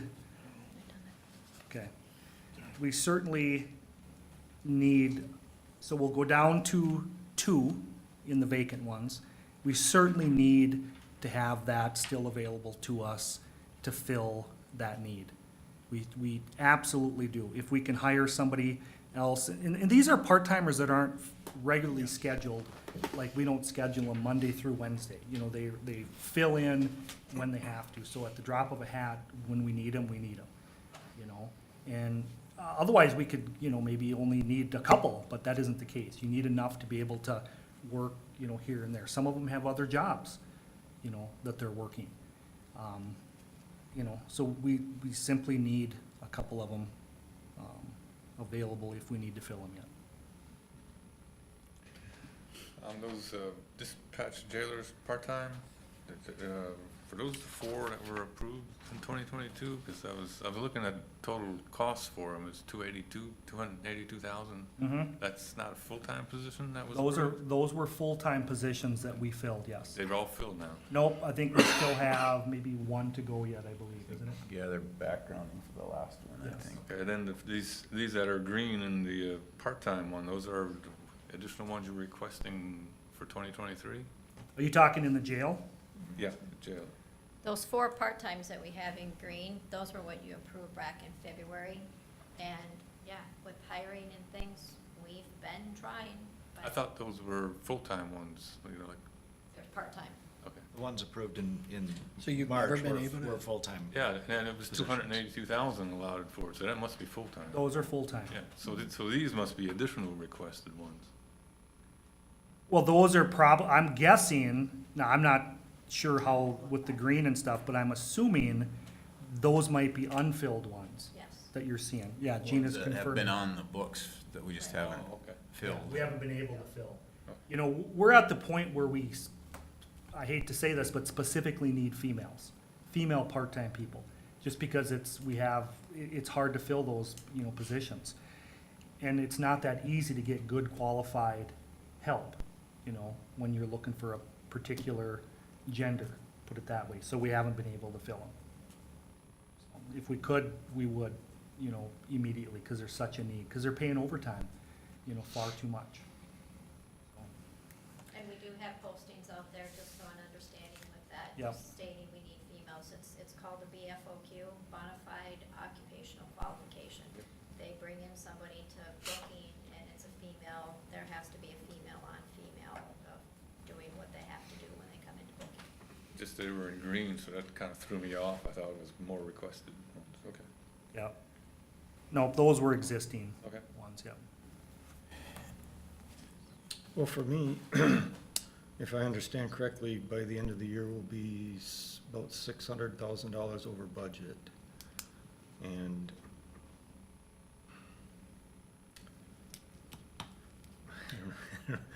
how do we get to where, So to clarify that, we need to parse that out. Right now, if you looked at your last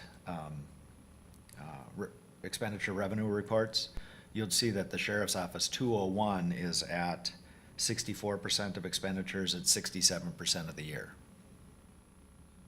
That's the least concerning. The more concerning is the operation of the jail is at 74% of 67% of the year.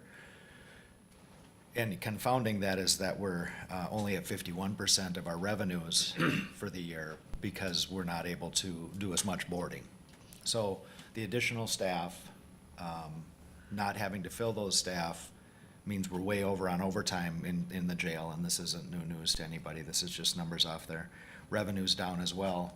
And one adjustment that we probably need to make to the budgeted amount is we're showing a 2022 budget of $345,000 in board revenue, and we're not gonna hit that. We're gonna be lucky to hit 100, and we might be at 100, maybe 125 for the year.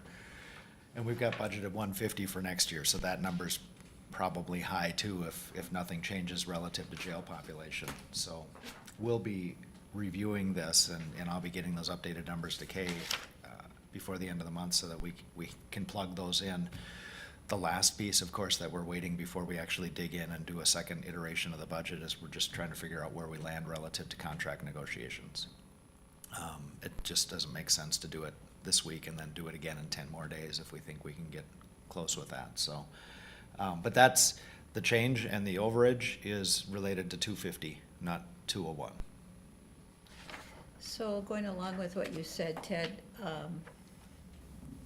one of the questions I had for Corey, because there's a third, taking in the lost revenue and then the increase in the expenses for next year. It's 33% swing. So I asked Corey to give me percentages of fatalities. Have they lessened by filling our jails with the people? Or have thefts and property lessened at all? Because I did talk to Corey about, there's been I don't know if I can use the word philosophy change, but there's been a change in what they're doing and how the jail population is. But prior to this, I thought Hubbard County was safe. And so, how much money can the residents afford to spend on certain arrests to supposedly keep it safer when I'm not sure there's any numbers to prove that it's any safer? And that's one of my questions.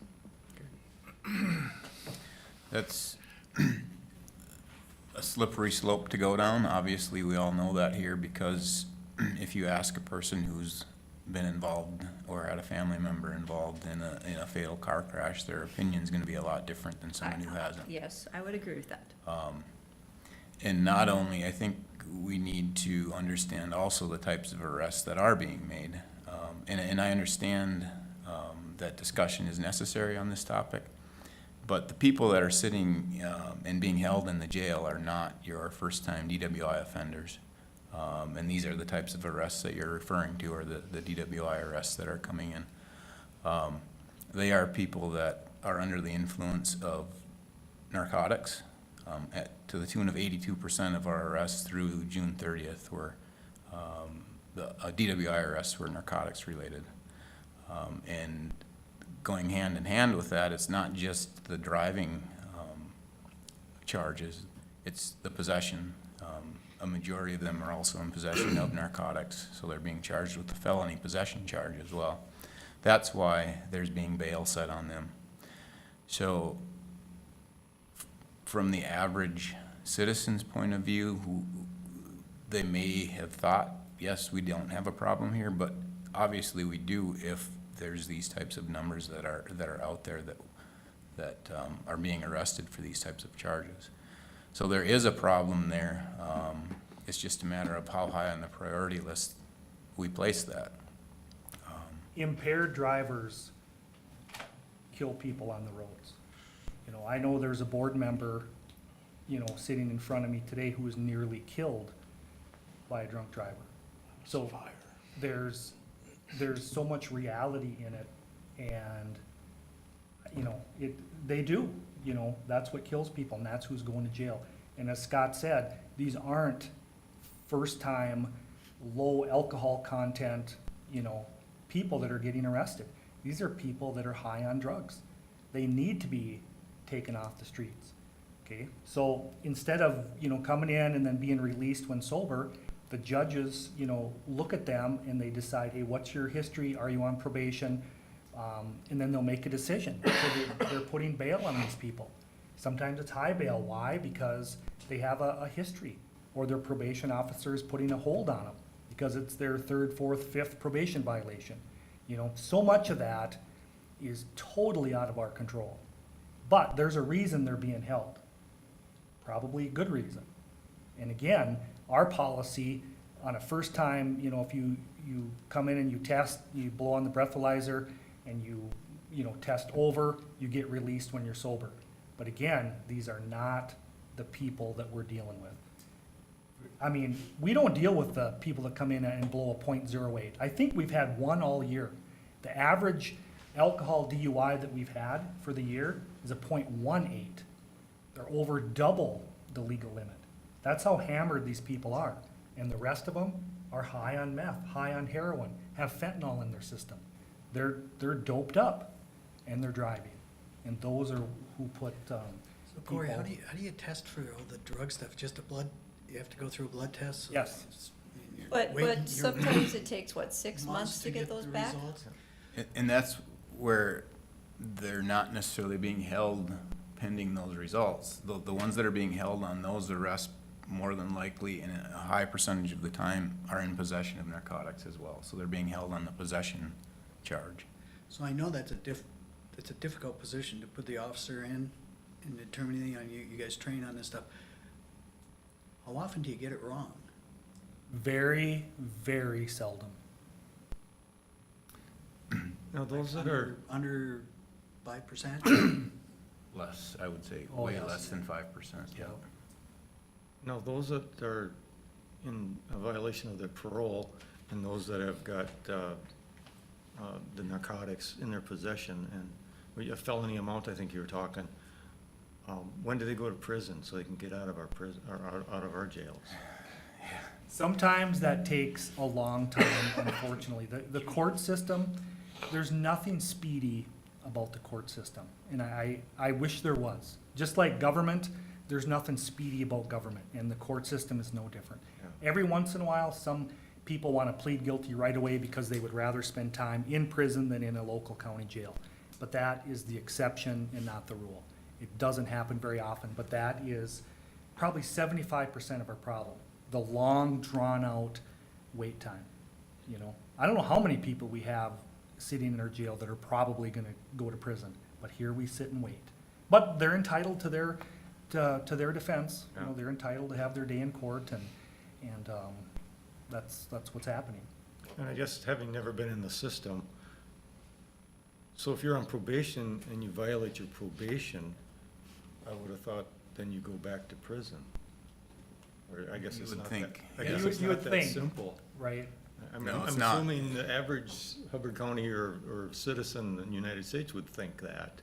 Right. It's, the trend is now moving towards second, third, fourth, fifth chances before they actually. Yeah, the execute. Department of Corrections seems like they do not want to incarcerate people anymore.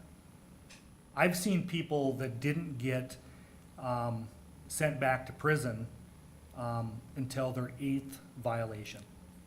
8 times. When they were put on probation, it's kind of a gift.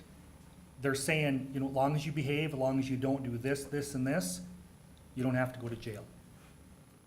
So then when they start making mistake after mistake after mistake, they're not held accountable. That's the issue that we have. Well, and the statistic we had down at the legislative policy conference too, is like 60% of all crime happens by people who are already in the system. Oh, no doubt. Yep. So if you just, you know, took care of those in the system or made sure they were in the system and not out, you'd really reduce the amount of crime Yep. going on. Well, there's no doubt if people would just simply learn and clean up their act, we wouldn't have to deal with them again.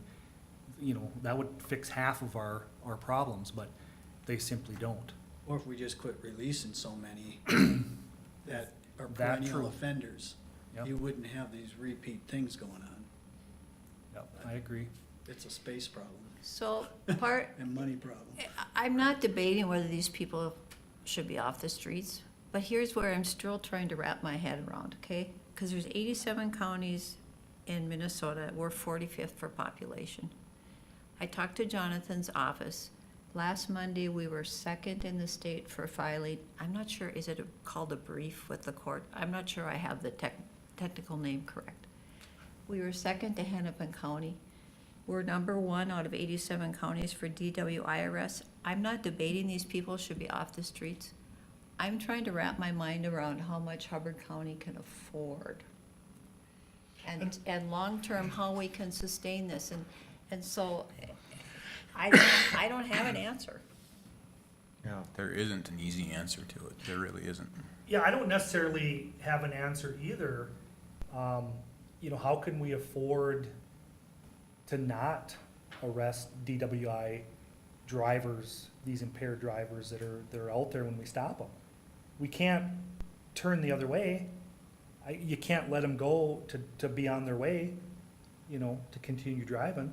So if we're number 1 out of 87, what are the other counties doing? Are they doing any prevention? Is that what you're saying? Or maybe they're, I hate to use this term, because I think, you know, if you've broken the law, there should be consequences. But at some point, are they looking the other way to some of the charges because their county cannot honestly afford to do it all? Or maybe Hubbard County can be a model to these other counties who are not enforcing their traffic laws. The question, Corey, and I come from both sides, as you know, and I respectfully say this, you know, can we really afford it? Can the taxpayers afford all this? You know, we're in Hubbard County at 20, whatever, thousand people, median income is blah, blah, blah. Heck of a lot less than, you know, the metropolitan areas. So I think that's where the board is, from what I heard last week and this week, is how are we gonna afford to do this? What can we do different? Is there anything we can do different? You know what, I'm Is- open, is there- I'm open to some input from the board then, what you would like to see done differently when it comes to, the number of arrests that we're making. I'm open and willing to share whatever you have with my staff to tell them what direction you would like to see this go. Or you- was Is it- I don't have an answer right Is there- here Is today. there anything you could think of that you could do that would help prevent it? I mean, as an example, if you're out working the beat and you see somebody's got a broken taillight, do you wait till they get in the car, drive down the road, and then go bust them? Or No. do you catch them beforehand No. and say, listen, you got a taillight broken, fix it? You'd try to do the latter and Well, neither catch one it of, before the neither crime one of those, happens. well, neither one of those are happening. Yeah. They're not sitting anywhere and seeing that broken taillight and waiting for him to leave. They're not gonna camp out and wait for that car to leave. Right. That is not happening.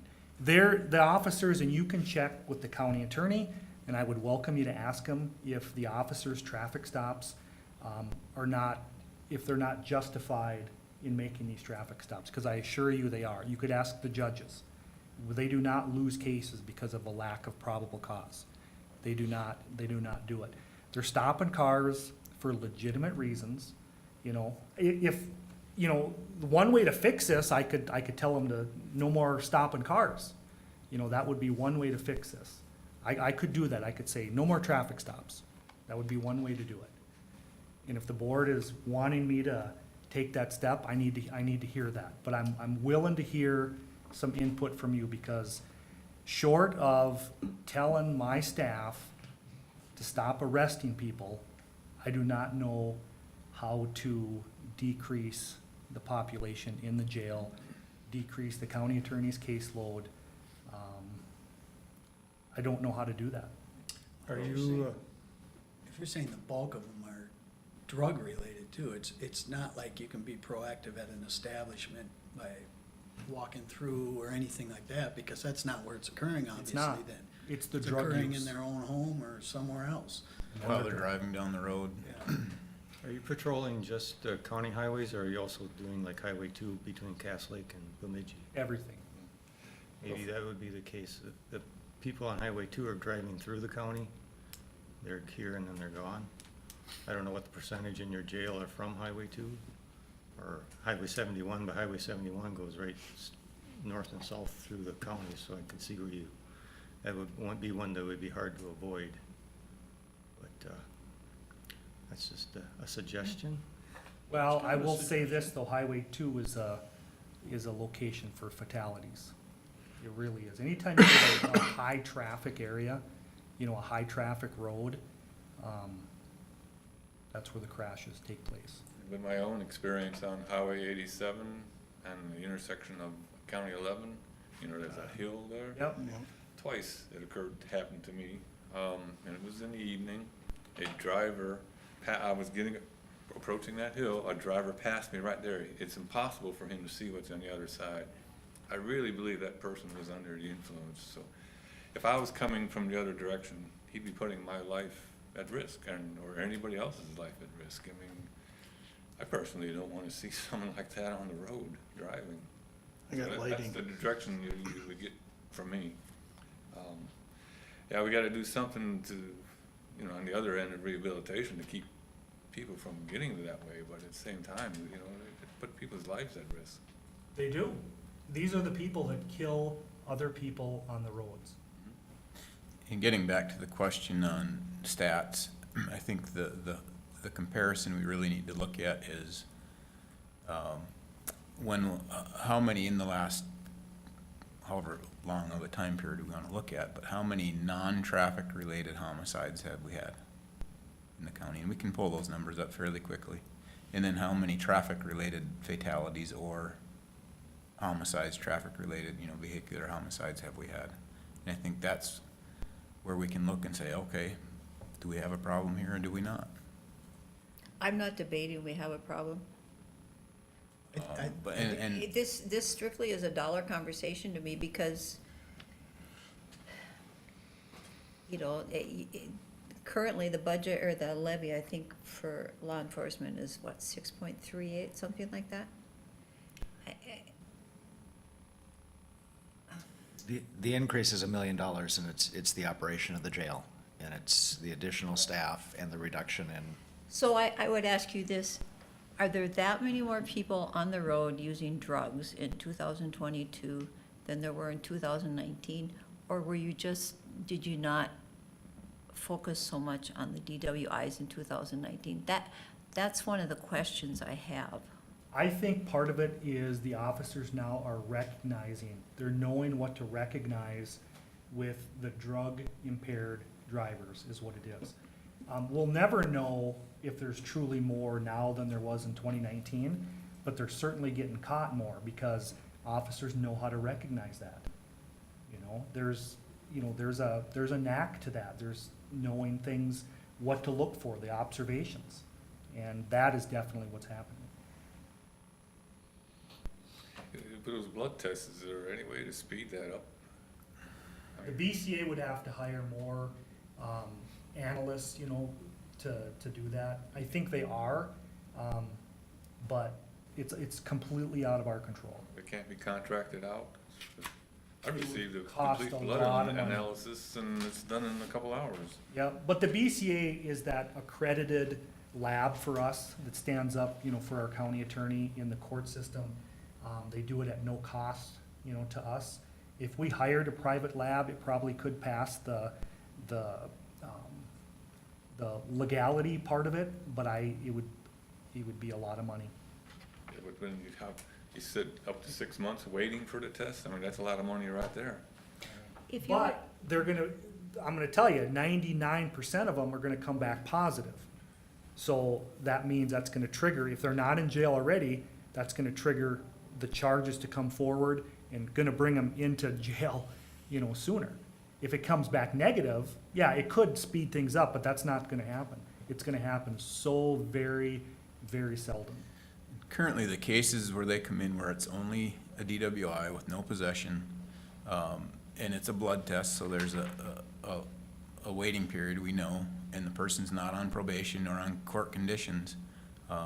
We do have a process in place with the county attorney that those people do get released pending those results coming back, but it doesn't happen in very many cases where there aren't other contributing factors that cause them to be held in jail, whether it's probation or whether it's a possession charge or some other charge unrelated to the actual traffic charge that they're being charged with.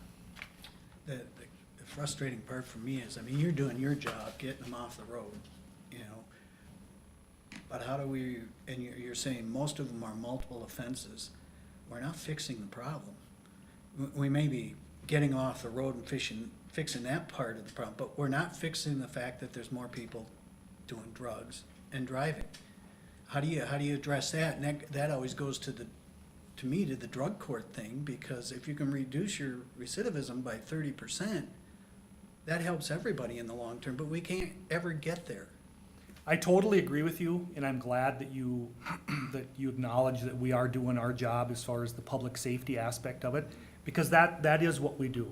I'm concerned, and my goal is not to rack up an additional $1 million in my budget. That is the last thing that I wanted to do. But when my staff are actually catching people that are high on drugs driving down the road, to me, I'm in charge of the public safety in Hubbard County, and that's what we're doing. That issue, you have absolutely, 100% agree with you, but that's not in my wheelhouse, okay? I don't know how to fix that part of the problem. The rehabilitation. You are a player in that wheelhouse, though, Corey, because it affects you, and it affects your Totally department. agree. Yeah. But to keep the recidivism, I don't know what to do with that. That's not part of the law enforcement part. The drug court, as you know, I was completely willing to be a participant in that. I tried. I agree that would be a good thing for this county, the drug and DUI court.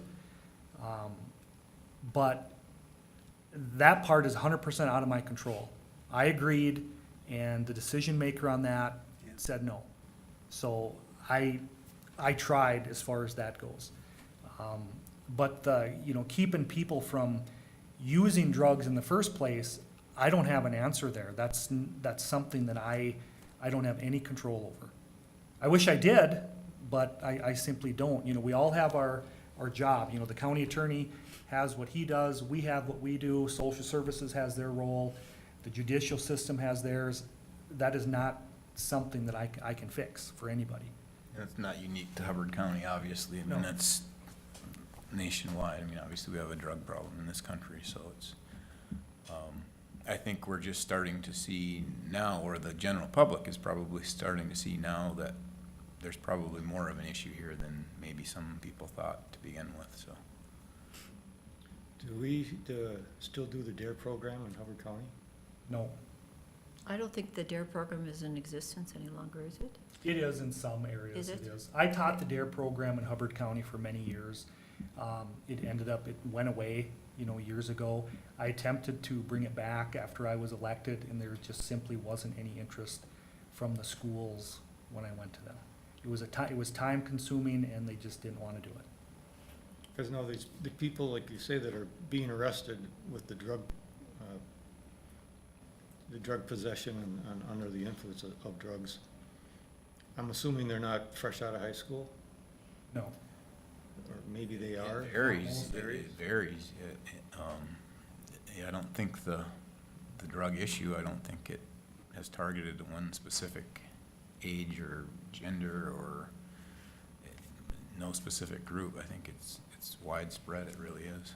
So HIP did a presentation and they had people come in, was that it was pre-COVID. So they had recovering addicts talk. And some of them said, the first time I used, I was hooked. And then every time after that, you're trying to get the high you got the first time, except you never get that again. And so Corey and I talked on Friday, 1 in 10 ever makes it out of recovery. And the stats are like so low. It's mind-boggling to know Everybody's, how to fix this. everybody's goal should be to keep kids, to keep anybody from trying this stuff in the first place. Yeah, Okay, that's if you right. never tried this stuff, if you never tried it, you're not ever gonna be hooked on it. You're not gonna put yourself in that position. That's the ultimate goal, and how do you do that? Well, these families are raising kids in a household with drug users. What's gonna happen to that kid? ACEs is a great, a way to really, prove your point that way. When you raised in a house that does that, or an abusive family, you're way more likely to become that yourself. We see that. We have seen that for many, many years before ACEs was even defined. You see why, some kids turn out the way they do because of the parents that raised them. And even if you don't want to, because you haven't learned a different way of thinking, you think that's normal. And so, like my hubby's trying to do the whole family approach, part of that is getting people to recognize what unhealthy behavior is. But then you have to replace that with a whole different thought process. It takes a lot of mentorship, and it takes people that are willing to stick it out long enough to actually make a change in their life. When I look at the activity my officers are doing, it isn't like they're stopping people for, jaywalking, all right? Because yes, I have control to tell my staff what direction they need to go.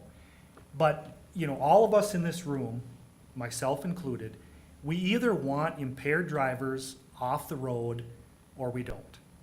Okay? Don't consider the cost yet. So we either, yes or no, we want them off the road or we don't. And I hope to think that everybody in this room thinks that behind the wheel is no place for an impaired driver. Not at all. So then, how much are we willing to spend to accomplish that?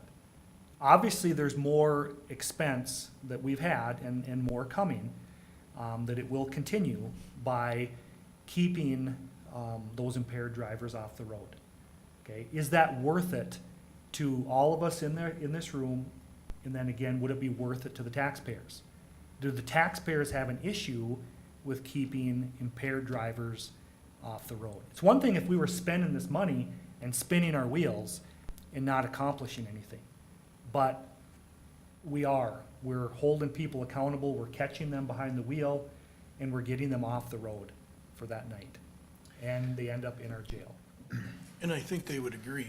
But on the same token, Hubbard County's responsibility, because these other 87 counties aren't as proactive as you. Should the taxpayers be responsible for that? I don't know what that answer is. It's my responsibility. When it comes to the financial side, though. Yep, but it's my responsibility for the public safety part of it, and it's your responsibility as a board to either fund it or you don't. And that's why I'm saying, at what point do we want to agree, and how much is that worth to us to do it? I'm not asking, I mean, again, I already said this, but I didn't want to put myself and yourself in this position with such a jump in my budget. But I have to say it's for a good cause. Again, it's not like I want to go, waste the money on something silly. That's not the case. It's for a pretty damn good cause. Traffic enforcement, and specifically impaired drivers on a road. The one thing, the highest thing that kills people on our roads. It simply does. That's where I stand. Again, if the board has a solution for me, how to, make our roads safe at a less of a cost, I'm completely willing to listen, but, I'm not there yet. I'm not hearing it. And you make that decision every day as the sheriff in the county on, an absurd example would be, you don't take every one of your officers and spend 100% of your time on DUIs. Correct. You can't. Correct. You can't do that. So, you make a judgment on how much time you're gonna spend on each, because there's a point of diminishing returns too, where you're not gonna catch everybody, but you wanna make sure you catch enough to make a significant difference where people think twice about even doing it in the first place. I think that's the debate that everybody's having here, is how much funding is required to hit that happy medium where you're accomplishing your goals, making the roads safer to a level that you think is good, and yet we're not breaking the budget. Just for clarification on that, the only dedicated person that spends their time is this new position we added. Otherwise, these traffic stops are all occurring in between the deputies responding to their calls for service or all of the other things that they're responsible for during the day. We don't have dedicated times where you're just working traffic patrol. These are just random traffic stops when they're out and about doing their other duties. Like I said, the only dedication we have now is this new position. Other than that, it's their routine duties and routine patrol. So in a nutshell, you're saying that the occurrence of impaired drivers has increased on its own, and you're just catching more in your daily, everyday activities, because you're seeing it more. Yes. The traffic stops are being made, the violations are occurring, they're making the stops, and that's, the result is where we are here.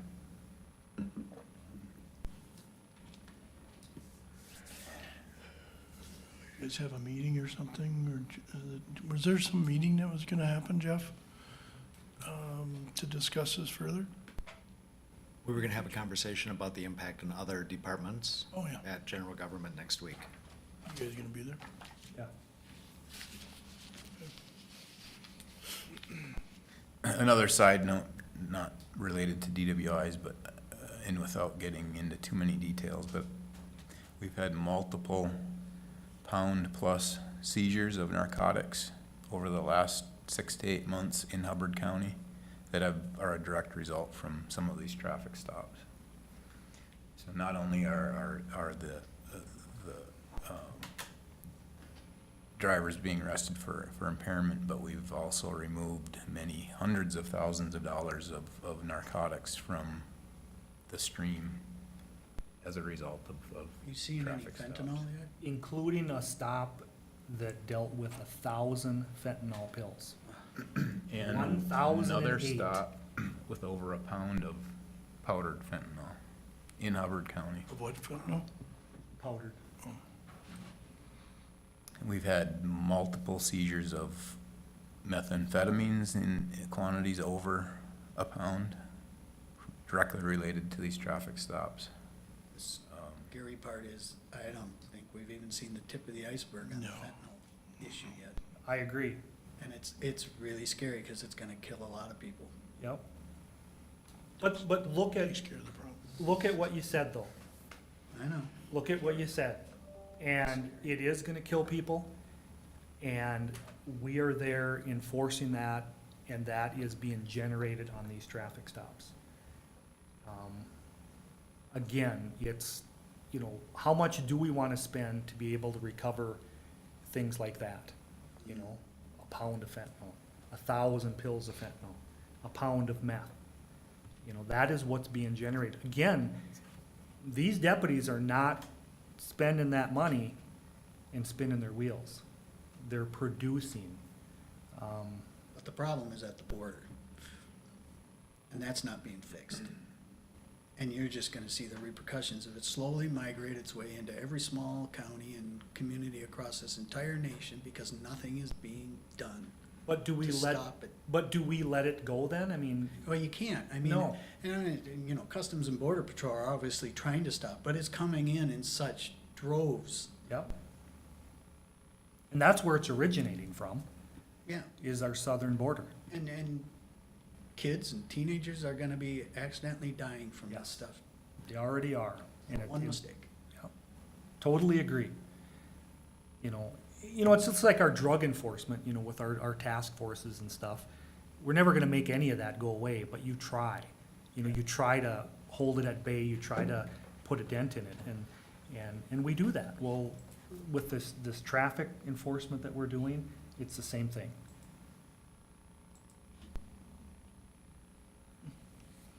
Well, you gave us a homework assignment, correct? Maybe. So we'll do our homework, I guess. The new jail that went in Becker County, how many does that house? I'm not sure. I don't know off the top of my head.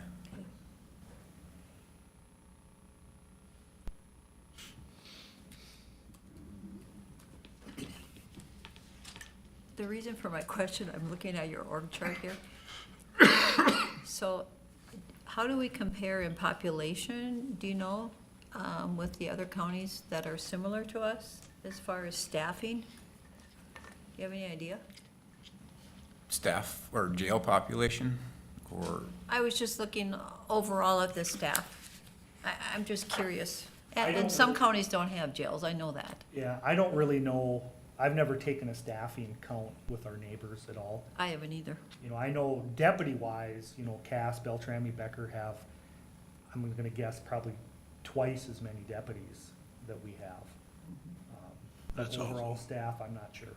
Pretty big areas.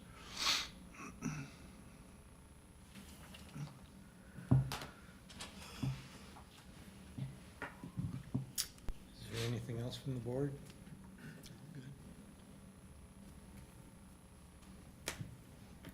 All right, Thank you. thanks.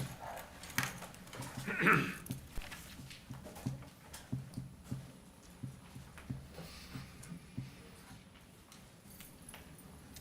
we done yet? I think the only general update I would have to offer is that the final numbers from Enbridge came in, they went down a little bit. That means that our tax rate modified from what you saw last time, we were at 32.5%. Kay's latest calculation is at 33. So we're still down from 39 to 33, so 6 instead of 6.5%. So those calculations are largely holding. I'm gonna work with Gina to get our FTE counts on this. I've got it back 5 years. I've heard questions and comments that go back before that, so I'm gonna see if we can push it back and make a little longer history for you. And then I will work with Kay to update the things we can in this current budget, so you have that as soon as possible. And then as soon as we have an assumption we want to carry forward from the negotiating committee and direct Gina and her staff to adjust our staffing costs for 2023, we'll do that as well. But I'm going, we've already set a preliminary levy, right? So I can't come to you with a number that's bigger than that, and I'll have to show how we will accommodate that. There's gonna be additional cost in the budget from what we currently had, but I'm already working on ways to to show that within the constraints that we have here. But the bigger chunk is the change in the jail operations. That first $1 million is the part that hits hard. So after you have the general government meeting next week, you'll be reporting back to the board how even the jail population affects the other departments and possibly some of their asks for next year. Yeah, and I will have capital costs and plans and a preliminary plan within the next few weeks. I got numbers from BKV relative to a remodel of their intake facility, and then a general bubble idea about what it would take to redo our court services and relocate our county administration, or county attorney's office. Bobby is working with Jonathan next week with an architect to review their current facilities to make room for the staff that they're proposing this year. So it is gonna have real costs going forward. And that's not including if the ADP gets up over what our capacity is, that instead of being paid rent, we would be paying rent.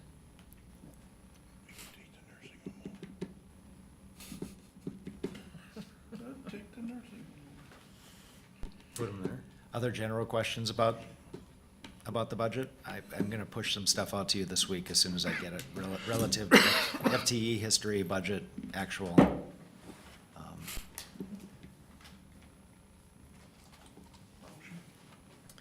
Guess we need a motion to adjourn. I'll make that motion. Thank you, Dan. Anybody want a second? Sure. Thank you, Tom. All those in favor say aye.